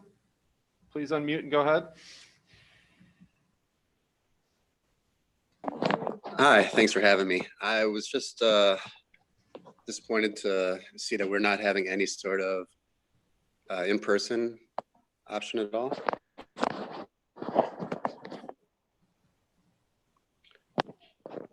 Hi, can you hear me? Now we can. Yes, go ahead. Okay, thanks. I was just want to say I'm sorry that we don't have any in-person option at all. I've seen Verona, Wisconsin recently has voted to allow 8th through 2nd grade to actually show up and be in-person learning. I think that's a good option that we should explore, because these are the kids that really need to have in-person learning as they learn to read, as they learn to interact. They don't have a good basis yet for distance learning. I know it didn't work very well last spring. Also, I would say that, you know, the disease so far has proven less deadly to children than the flu has. We ought to actually figure out the science of it. Wheeling, Arlington Heights, Buffalo Grove has not had many new cases themselves in the last few months compared to the actual Chicagoland area. You know, our regional area has not, you know, done well with Chicago within it, but the actual 3 cities that we draw from has been doing pretty well. They don't show recovered cases on the IDPH website, but they do recover from the disease. There haven't been a lot of deaths from it. We're actually doing pretty well in terms of new infections as well. But I would say that my number 1 comment is that I would prefer that we all start with the in-person option, and K through 2nd grade should be considered as an option as well. Thank you. Okay, Chuck F., please unmute and go ahead. Yes, can you hear me? Yes, go ahead, Chuck. Yes, I have a couple comments. The first one was with respect to technology. It's just going to be very critical that the technology is in place. Obviously, the board meeting we had 3 weeks ago was an example of what failure can look like. So it's very important. Today, I give you guys a lot of credit. It's much better, more efficient. So we need to make sure that that takes place. The second thing is with respect to onboarding. One of the positive things we had in the spring was the teachers had a relationship with the students in advance of going urgently into the remote learning experience. And I would like Dr. Connolly to comment on what's going to be put in place to make sure the onboarding and the relationship development of the students in a remote learning environment is addressed. The next comment is with respect to KPIs. What is the expectation for the learning environment from a key performance indicator perspective for teachers and students as we go forward? And I appreciate the ability or the willingness to try to get back in person, but what is the expectation not only for teachers and students, but parents as we move forward? And finally, if you could expand a little bit on what does the day look like? You guys spent a lot of time on a 25-page document for in-person education and teaching, and we're very hopeful we can get back there, provided we can get things under control. But what does it look like on a daily basis with respect to day one, August 20th, August 21st, and going forward? What does that look like? And I think that would put a lot of folks at ease to illustrate what the expectation is. If it's not today, maybe a week from now or 2 weeks from now. Thank you very much. Thank you. Daniel, please go ahead and unmute. Hi, this is actually Bridget. I just had a question about the devices themselves.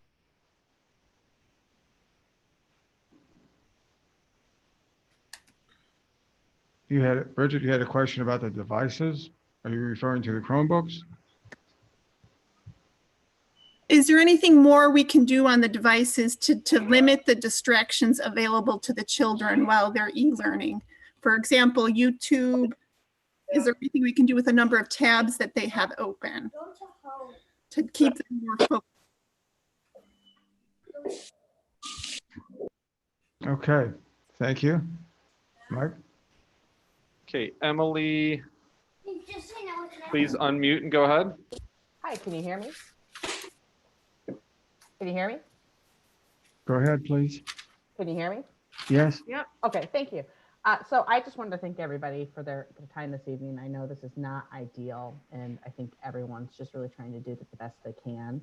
My husband and I are both essential workers. I do happen to work at a hospital and have unfortunately had to maintain work in person remotely and try to keep my kids in daycare, and that has not been simple. So I certainly understand everyone's challenges, but I just have a couple of quick thoughts or questions. As my 5-year-old has continued to be in routine daycare these last 4 or 5 months, and as those numbers dwindled and she became more aware of things going on, nightmares are definitely spiking, some little symptoms of depression. So I would like to encourage the school board to look into providing some online support groups for kids. As her socialization has gone back up with the numbers increasing in her classroom, all of those things have gotten a little bit better. I think the mental health component is very real. And pragmatically, I just want to mention again, as someone who works in a hospital, please encourage or consider letting all of your staff that will be presenting in person to wear less formal attire, just in terms of having to come home and make sure that you're getting everything clean. I think it will keep things safer and cleaner and less stressful for everyone. Thank you. Thank you. Okay, Scott Nielsen, let's try again. Can you go ahead? So they can strip down. Strip back. Scott, go ahead. So as soon as you come back home from school, you can strip down, it's safer. Okay, let's move to Diana A.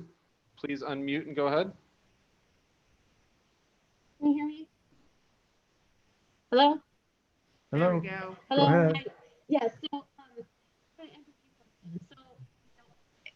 originally in the middle of July, you guys had a great dual plan in place. You know, you had a plan for the families who wanted, learning, distance learning, and then you had a great plan for those families who wanted their kids back in school. I was very happy with that plan. And that, earlier, Dr. Conley, I think you said, 1,500 out of 5,400 in the district have opted for distance learning. That's about roughly 30% of the kids that would be learning from home. That's 30% less kids in the buildings that would allow the other families who want their children in school to be in school. So I definitely think that's something to consider.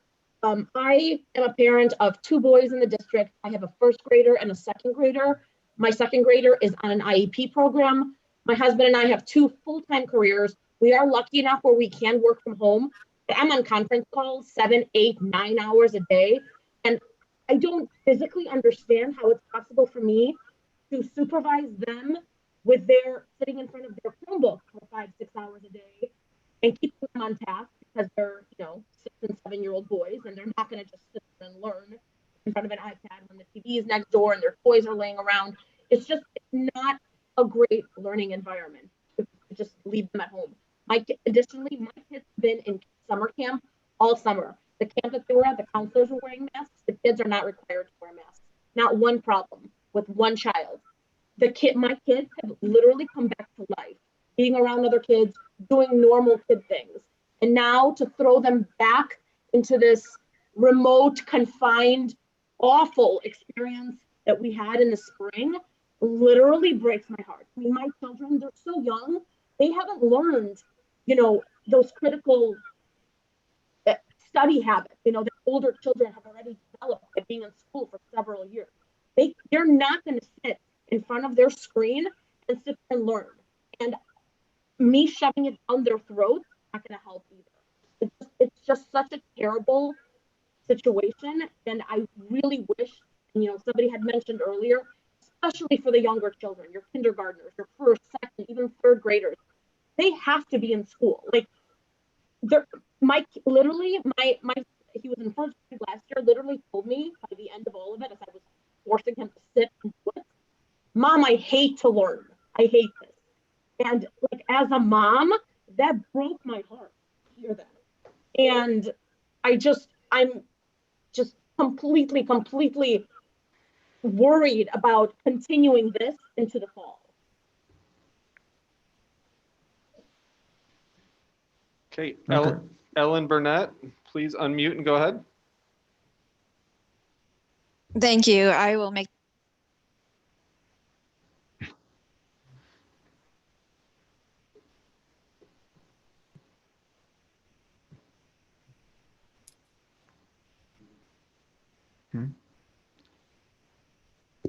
Ellen, you're muted again, so can you check and make sure that you're unmuted? Can you hear me now? There we go. Okay, there we go. I'll make this quick. So I just wanted to, Dr. Conley, I wanted to get a clarification. Can you clarify that you still need to register by 8/2 if you elect online? And if that means that if you do 8/2, you're online, you're going to the online academy. If you don't do that, then you're going online with the homeschool. There was a little bit with a bunch of different comments. It was unclear on the 8/2 deadline whether you need to do that or not with everyone going online. Okay. Thank you, Al. Okay, Connie Nichols, please unmute and go ahead. Thank you very much. Can you hear me okay? Yeah. Yes, we can. Thank you very much for the board's very hard work during a very hard time. I am a speech therapist in the district for the last 15 years. I work with a variety of children's special needs, particularly the preschool population. And my question is, when children do begin to return to the classrooms, what is the plan to keep children at a safe distance, socially distanced, aka at least 6 feet apart, especially when there might not be enough square footage in the room to accommodate that many number of students? For example, if a classroom has 25 students in an enclosed space, which does not allow for that kind of distancing, what are the plans for overflow or using extra spaces to ensure that all kids have that safe distance? A related question is also related to teachers. When they come back before the students, what are the overflow occupancy plans or use of space plans for those larger events such as staff meetings, institute days, teacher planning meetings? What are the specific plans to keep teachers safe in those situations? Thank you. Thank you. Mark? Kelly, please unmute and go ahead.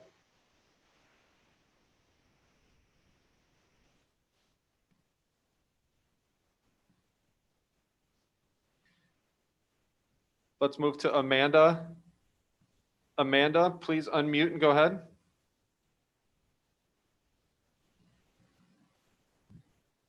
Can you hear me? Yes, go ahead, Amanda. So I just had a question in regards to the home teachers. So my child is at Longfellow, and I think Chuck had stated it when he said, you know, they really built a great relationship with their teacher. I just want to make a comment that I think that that is very crucial to these kids to build a relationship with their actual teacher. So having an online teacher that will be different from when they potentially return to in person, can be very detrimental to their learning. As far as we know, each child learns different, just like each teacher teaches different. So, you know, making sure that you are taking that into consideration, that each teacher does teach differently, and then giving them a different teacher once they are back in school could really set them back and set them behind some of the other kids that are in their actual class. So that's all. Okay, thank you so much. Galaxy Note 9, please unmute and go ahead.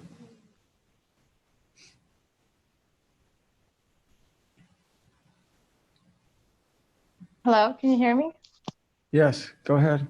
Hi, thank you. I have a quick question. So I know that there's deadline till August 2nd for the e-learning. But if, you know, my family is divided, I personally think my kids should go to school because when we did e-learning on the fall, it was very hard because I work full time and my mom is with my kids, but her English is not well.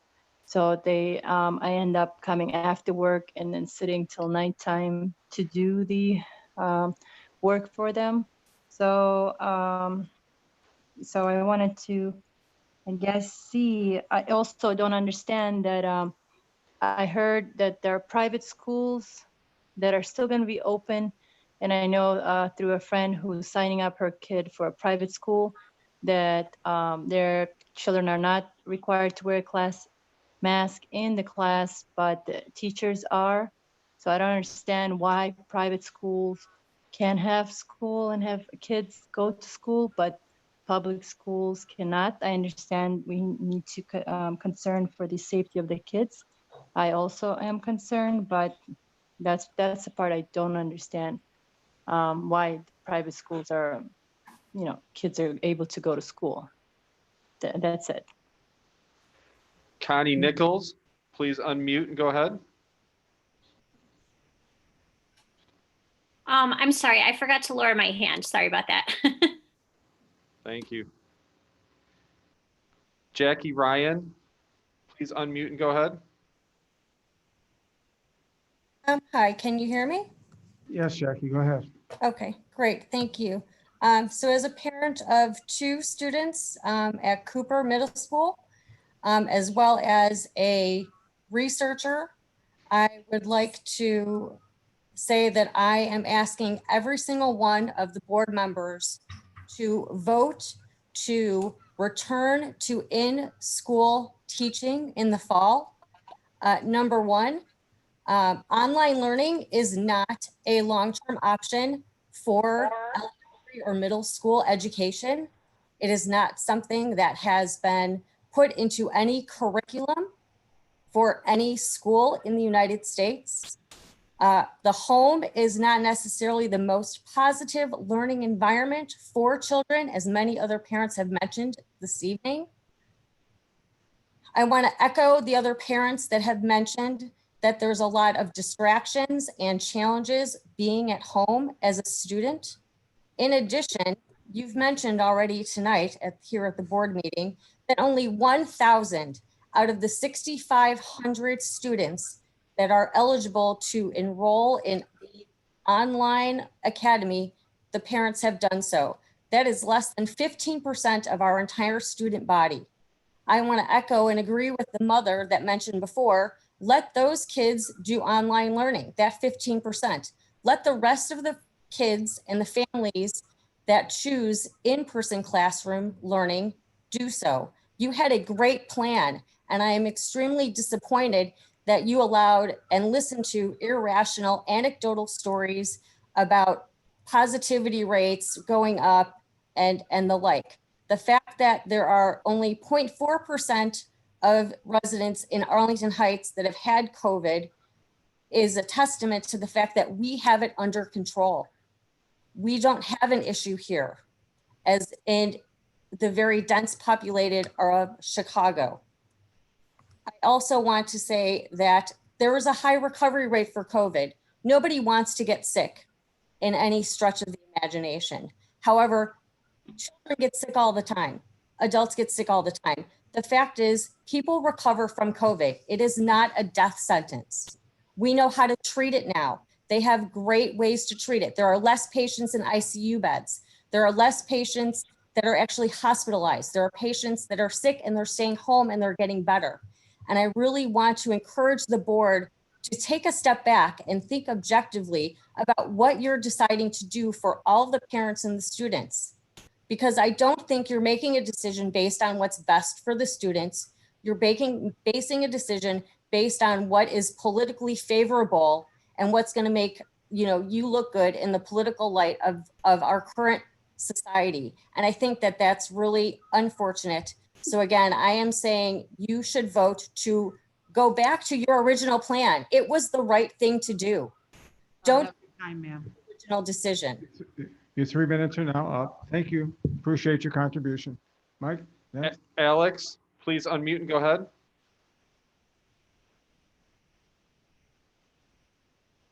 Can everyone hear me? Yes. Go ahead. Thank you so much for taking the time for the questions. I appreciate everything that the board does, and thank you, Dr. Conley. My question is to Dr. Conley and the board. Considering that both, that actually ISB, IDPH, CDC, Governor Pritzker, and even as late as yesterday, Dr. Fauci from the NIH recommended that kids go back to school full time when possible. I would like to understand as a parent, what is driving your decisions? Is it this group that's doing this research? Are you working with doctors outside of the IDPH, the CDC? What is this decision based on? What is the research that's helping this drive this? Thank you. Thank you. Maria, please unmute and go ahead. Hello, it's actually her husband, Alex. I have two quick questions. The first one being, we have a kindergarten that was supposed to go to Poe Elementary in the fall. And as some of the parents were strongly considering an option to return her to her private daycare, which has a kindergarten option, when Poe and District 21 do decide to reopen and allow in-person learning, will there be any challenges with her returning back to the class that she was originally assigned to? And potential dangers about losing her spot in that class? And then the second question, you guys have recently held an online survey about potentially allowing for mixed options to allow 2-3 days in-person learning and 2-3 days distance learning. Will you reconsider that in October, at least for kindergartners? Because they've never had a real school experience, and asking them to sit more than half an hour in front of a computer screen is not really realistic. Thank you. Julia, please unmute and go ahead. Yes, hi. My question is, my daughter is in a bilingual class at Poe, so I was wondering how that would work with, would that be her teacher, that's the Russian-speaking teacher, or it's another Russian-speaking teacher within the district? And also, my son is going to pre-K. How would they engage children who are going into pre-K? So that's my question, and I'm just very upset and concerned with everything that's happening. Thank you. Thank you, ma'am. Lori, please unmute and go ahead.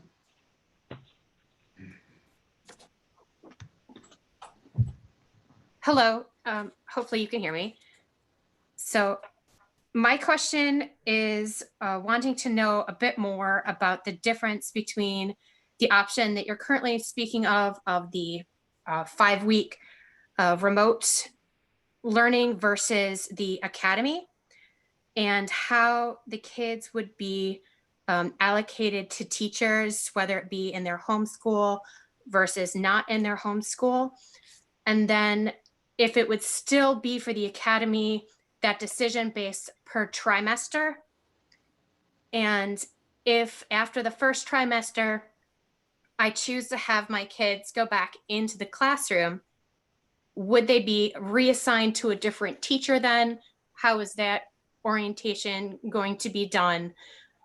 And just stuff around that for reintroducing to a new teacher mid-school year. Thank you. Thank you. Tracy and Richard Black, please unmute. I just have a quick question, and that is, how many students are currently enrolled overall in District 21? I've heard anywhere from 5,400 to 6,500 from a previous caller. So if you could clarify that, that'd be great. Thank you. Violetta, please unmute and go ahead. Hi, I have a question. You mentioned that based on local conditions, hopefully we can go back to in-person in October. Specifically, what conditions, data, positivity rate, what specifically would you like to see in order to make that decision to go back to in-person teaching or instruction? Thank you. Okay, last one is Esto. Please unmute. Again, can you please provide the science and your proof that the kids staying home is beneficial? And has any child died from COVID yet in America? And how come Japan, France, Switzerland, they all get kids back to school and nothing is happening? Yet you're using your emotion and political driven ideology to keep the kids at home. That's wrong and that's false. And what happens when the federal government doesn't supply you any federal funds because you're refusing to open schools? Shouldn't the parents have that choice? And shouldn't it be a majority vote by the parents other than some random doctor that we don't even know who's financing his plan or his idea? It seems pretty critical. Everybody wants to go back to school. The kids don't deserve to be locked up in the house anymore. And the parents shouldn't be stuck paying high prices to babysitters while you guys sit at home and let the kids sit at home. It's absolutely incorrect and wrong. That's it. Thank you. Mike, are there any others waiting? Yes. You muted me. Warren, please unmute and go ahead. Yes. I have two children in Poe school, and I wanted to see what the quota is going to be for the first 5 weeks of how many students and teachers have to die before you reconsider on changing that date. And then also wanted to see if there was any insurance around if that were to happen to either faculty or the students, if there was any insurance built in. Thank you. Thank you, Mike. That's it. No one else is waiting? Nope. That's it. Okay. Okay. Thank you. Thank you to our parent community that shared comments, thoughts, questions with us. Due to the nature and somewhat repetitive nature of some of the questions, and since much of what was asked are referred to, can be found in the existing documents that are online, also going to ask Dr. Conley and the administration to take the new questions that came in this evening and as quickly as possible get them onto the website in an FAQ. Yes. We don't want to miss any of the ones that did ask questions. Our public comment session, as part of our meetings, are never a Q&A where there's an engagement back and forth. Now, I understand this is an unusual meeting, unusual issue. However, I think it's much more efficient and effective for the entire community if all those questions were responded to and placed online on our website. So I would ask that the administration make sure. Yes, we will do, That is- absolutely do that. And just for the edification of those listening in, this is being recorded. And so in addition to the notes that I've been feverishly taking, we will have the ability to re-listen and make sure that we're catching all of those questions that we would want to be adding information into our FAQ. The only thing before we move into our new business and the actual board consideration of the recommendation tonight, there's a couple comments I just wanted to quickly respond to, and that is, please bear in mind that in the state of Illinois, as in most parts of the country, not all, but in most parts of the country, but especially in Illinois, being a member of a school board is not a political issue. We're not sitting here as Republicans, Democrats, Green Party people, or any other type of recognized party. We are here as independent stewards of the community. So this is not a political issue for us in the slightest. Whether I'm a libertarian or Stacy down there is a bedrock Republican or Arlen's a liberal Democrat. Bears no resemblance to, and I'm kidding, under all of those. I was just making light of it. But this is not a political issue for us. We're not elected by any political party. We're stewards of the community. So this is not politically driven, whatever the decision is this evening. With that, we will move into new business.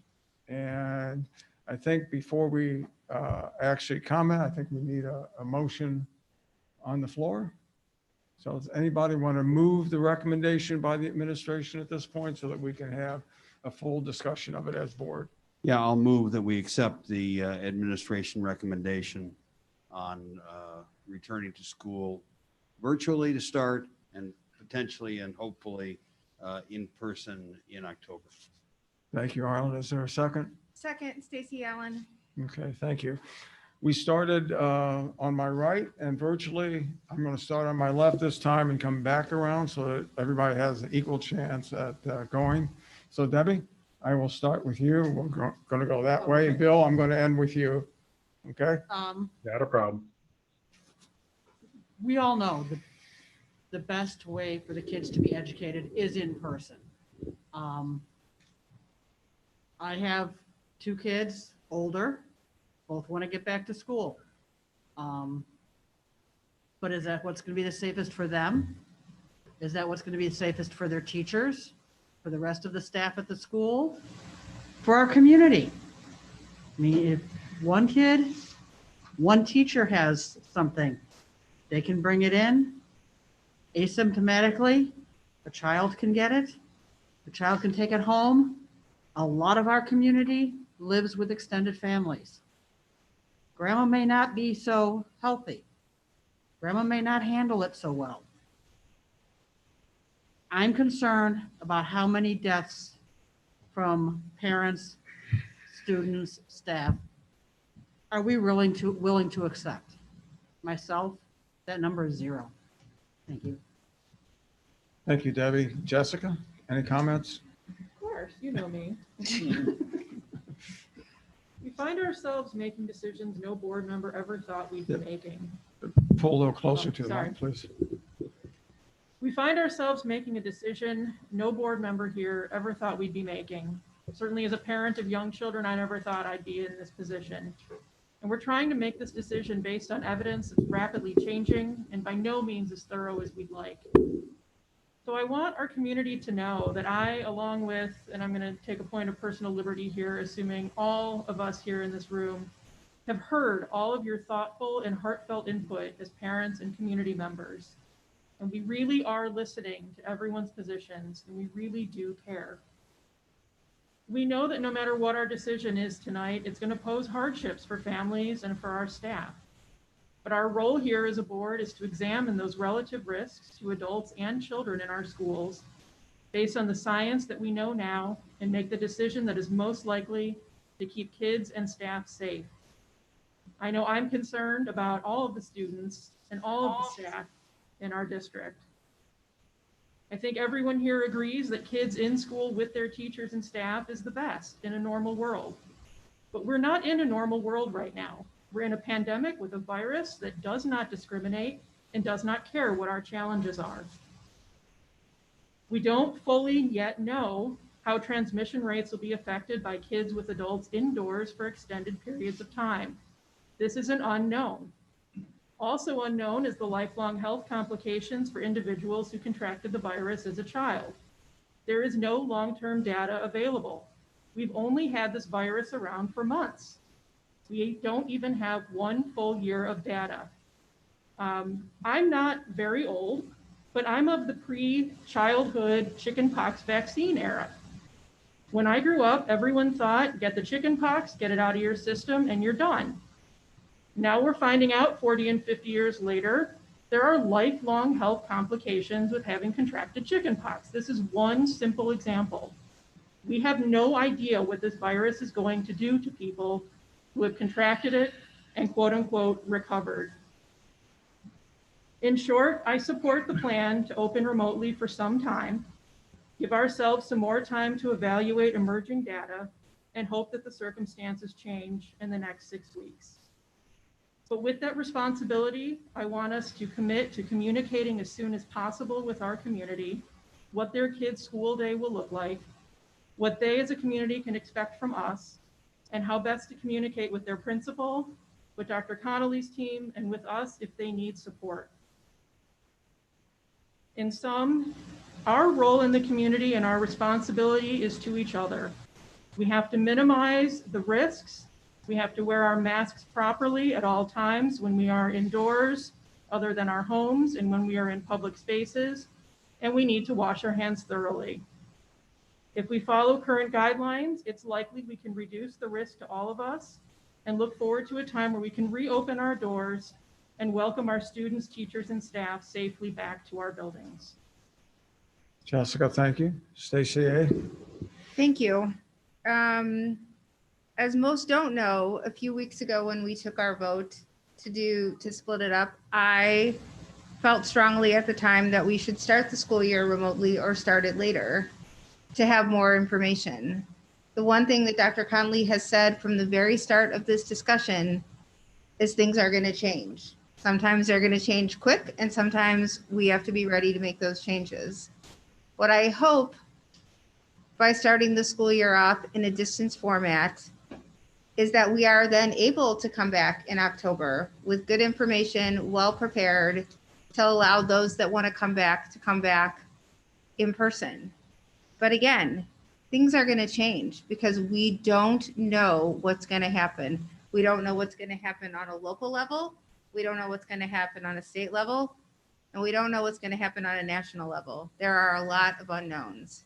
What I'm hoping is that getting a later start to having people back in our buildings, having kids back in our buildings, we are better prepared to keep kids in our buildings to learn. What I'm hoping is that we are able to do some planning on and some preparing so we can come back October the 5th. Again, knowing we are saying things are going to change. Things are going to change because we don't have a lot of control and we don't have a lot of knowledge. I agree with everything that everybody said, but there is more that we don't know than we do know. And the one thing that I learned when I came to sit on the board many years ago is that I have kids at home. But when I come and sit at a board table, I'm not making decisions based on my family or what's in my circumstance. We're looking at an entire community, a diverse, different community from the West End to the East End.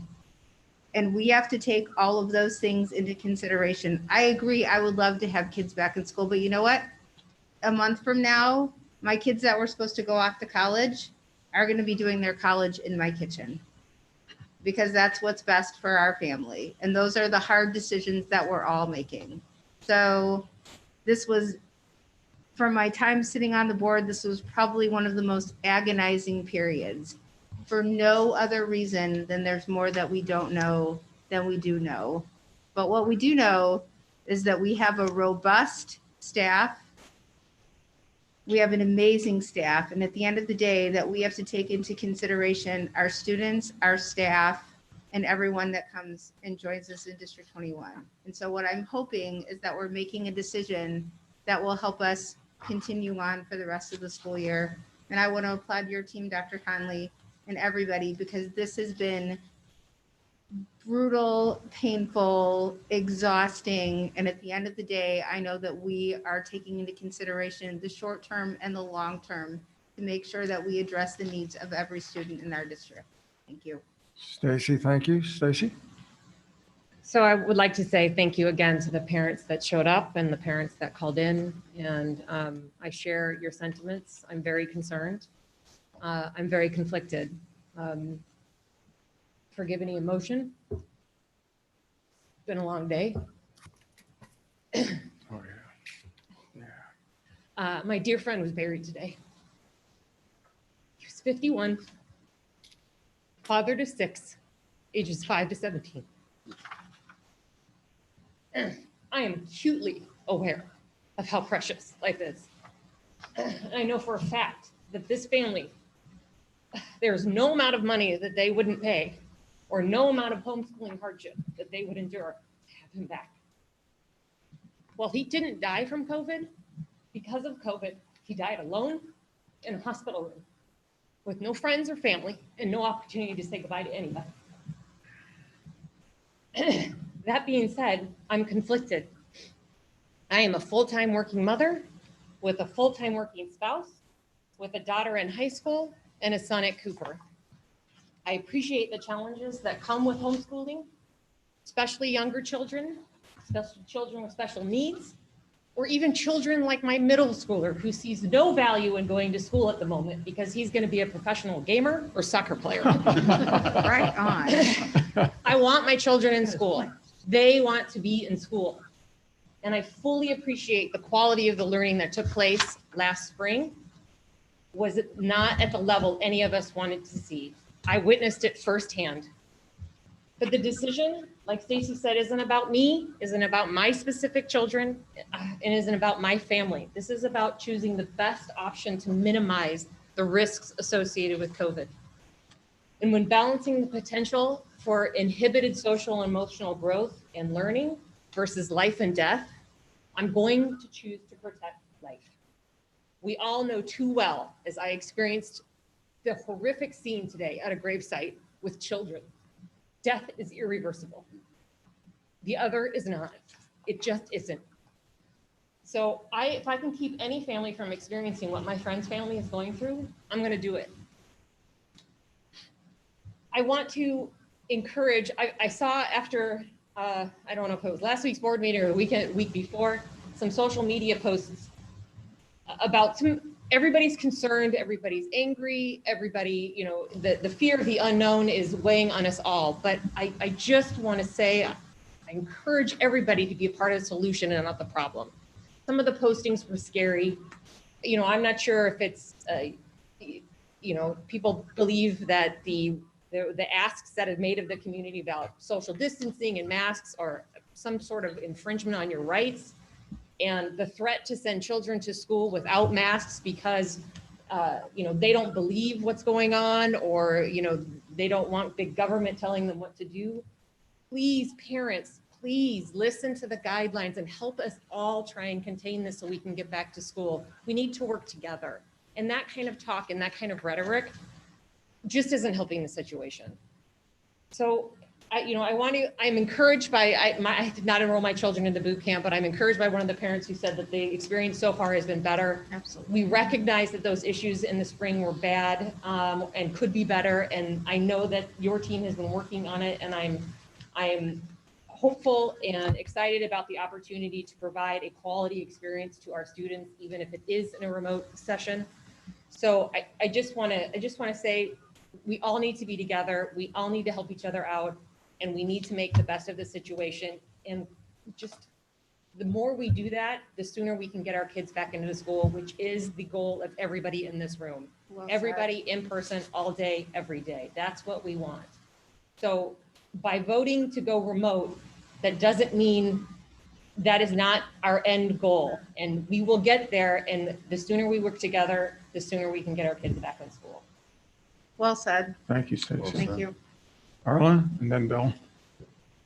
So I wanted to first thank all the parents who've spoken today and thank Dr. Conley, our staff, our teachers, our DEA, everybody pulling together in an impossible task of dealing with a crisis that has never been seen in this country since the 1800s. And yes, there was polio, and yes, there were other diseases that we've treated, but nothing quite like this before in our history. I've got 3 sets of grandchildren, 3 different sets of parents, all of whom have different ideas on whether or not their kids should go to school. So the first tugging at me has come from my own family, wanting to send their kids to school or not send their kids to school. And so as I've listened to them and their concerns and their issues, similarly, I've listened to all of you online, on emails, dozens and dozens and dozens of responses. I've tried to answer everybody. The fact that I don't agree with something I've heard doesn't mean I don't hear you. It means I have a slightly different opinion based on the science that I've read. When you raise the question of why in Europe people are going back to school, it's because they dealt with this differently. It's because in Japan, they dealt with it differently. They had hard shutdowns. In South Korea, they dealt with it differently. They had hard shutdowns. In Yugoslavia, in the Czech Republic, in France, they're still struggling, but not as we are, because they held the line. People stayed in, people wore their masks, and nobody questioned and made it a political issue, as Stacy just said. This is a public health issue. This is not a political issue. I've weighed the alternatives. Which is worse? We know social and emotional issues arise when children are not in school. We know that. There's research on that. We know that, as one of the parents mentioned, that there is additional abuse in the families. We know there's spousal abuse going on that previously would not have been quite as bad as maybe as it is today. So what is worse? I've gone over and read the emotional social issues or the unknown of the COVID virus. Now, I'm in a high risk category. I have not seen my grandkids much over the last 5 months, only the last few weeks. And that's because they didn't want me infected. I had one dear friend who came within an eyelash of dying, age 62. His wife was called to say that they were putting him on life support, but he bounced back, thankfully, and he's still around. This is a horrible, horrible disease.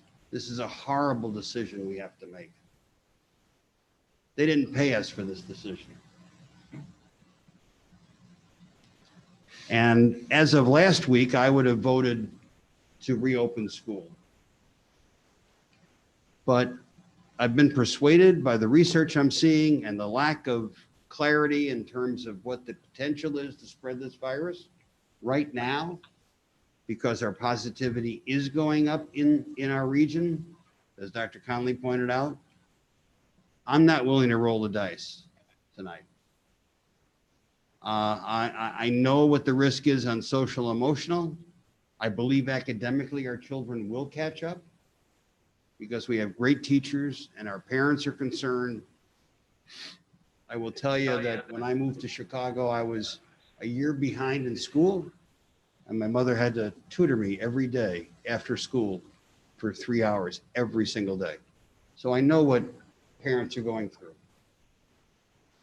But I've been persuaded that the only sensible decision right now is for us to postpone the reopening of live school, in-person school, and to start remotely with the hope that in October we can resume bringing our children back to school.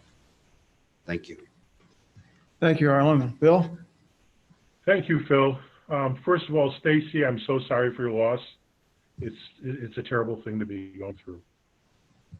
I would like to thank the community for their involvement and their communication over the past 2 days via direct emails, social media, and obviously tonight. I truly appreciated the overwhelmingly positive tone of the conversation, regardless of where people fell on the issue. We are all better when we can work and discuss civilly together.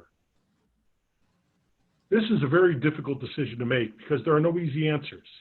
We are not asked to choose between good options or even asked to pick the least bad option. Given how fluid the situation is, given that the situation a month from now could be better or worse than anticipated, we could very well end up regretting any particular decision we make tonight. Knowing this, I believe it's best to err on the side of caution, on the side of safety for our students and staff. Additionally, I note the number of districts making the same decision.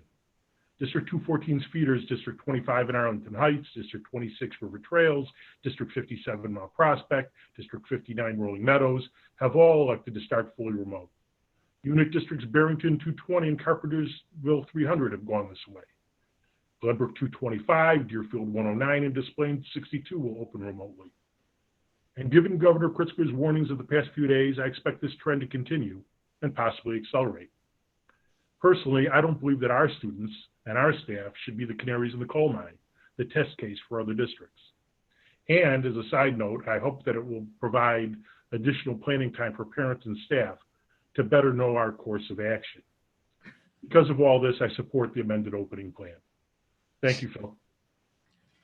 Thank you, Bill. Before we go to a vote, let me just share a couple comments as well. Nothing quite hits home as something personal.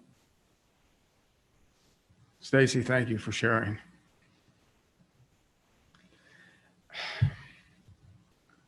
You wonder, when we voted earlier this month on an exceptional plan that gave our parents the option of remote versus traditional in-person, it was the apex of as close to a perfect decision and plan as we could provide. But since that time, the research is showing that the clock is ticking, the positivity rate is going up almost 1/10 a day. I manage a high-rise condominium in the city of Chicago. Day to day, we don't know which way we're going to go. Are we going back to phase 3? Are we going to phase 2? The one thing that we did not want to have happen is to artificially start school and then have to retrench like we did last spring and say, no, things have changed so dramatically, we need to take the kids back to remote learning. And just as an aside note, the reason last spring's experience was so poor for so many was because our hands were tied by the state. It wasn't just because that's what we thought was the best and that's how we rolled it out. Last spring's remote learning is not your father's learning now. For those of you that are old enough to remember that close expression.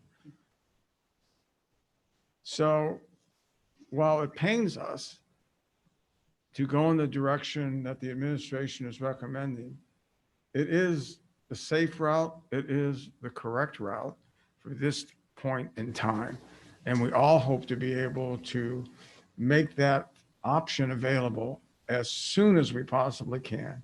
And when the science and the experience in Illinois, in Region 10, which we are in and across the state, allows us to do so, you can bet that that's the direction we're going to go to as quickly as feasibly can.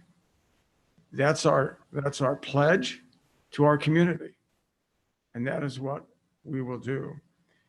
The one thing that stuck out of all the reading in the last few weeks about what's going on with the virus and our handling of it, whether it's state, federal, whatever, is Dr. Fauci saying, yeah, schools can open.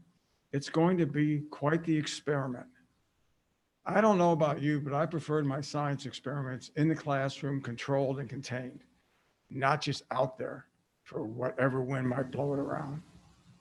So with that, Debbie, if you would call the roll, please. Certainly. Bill? Aye. Bill. Oh, is that me or Bill? Bill. Bill? Thank you. Aye. And Jessica? Yes. Stacy Allen? Yes. Myself, yes. Bill? Aye. Arlen? Aye. And Stacy. Yes. Motion passes. That concludes our new business. That concludes the special meeting. Again, I want to thank the community, everyone who offered their comments. Let me just say, anytime, just as for the general community, whenever a community member writes to the board online, and it goes to all of us, understand that as board president, I'm going to respond. I'm going to acknowledge every email that comes in, every communication. You may not get a response from every board member. That's because they're aware that when the communication comes to the whole board, that the board president is going to respond and acknowledge. And again, my personal policy on that is not to engage and get into a back and forth. I just want to make sure everybody's aware that I'm listening for the board. The board will have the information. We're acknowledging the comments offered, and we're taking everything seriously as they're being offered. So in case anybody walked away from this process the last 2 days thinking that so-and-so on the board didn't respond to my full board communication, that's because they're aware that the board president is going to respond and acknowledge. Okay. May I have a motion to adjourn, please? So moved. Harlan. Thank you. Second, Stacy Allen. Thank you. Debbie, call roll. Phil? Aye. Aye. From now on, it's going to be Philip. That's right. Don't you do that, girl. Can you just say his full name? It's way better that way. Or you can just say, Stacy Allen. Debbie, you can Yes. always just say President Pritzker. It could be governor. Ooh, Myself, come on, yes. that was supposed to get a Arlen? laugh. Oh, my God. Aye. Bill? Aye. Stacy? Yes. And Jessica. Yes. Thank you all very much, Dr. Conley. Thank you and your staff. Appreciate it. That concludes our meeting for this evening. Mike, when you get a chance, will you?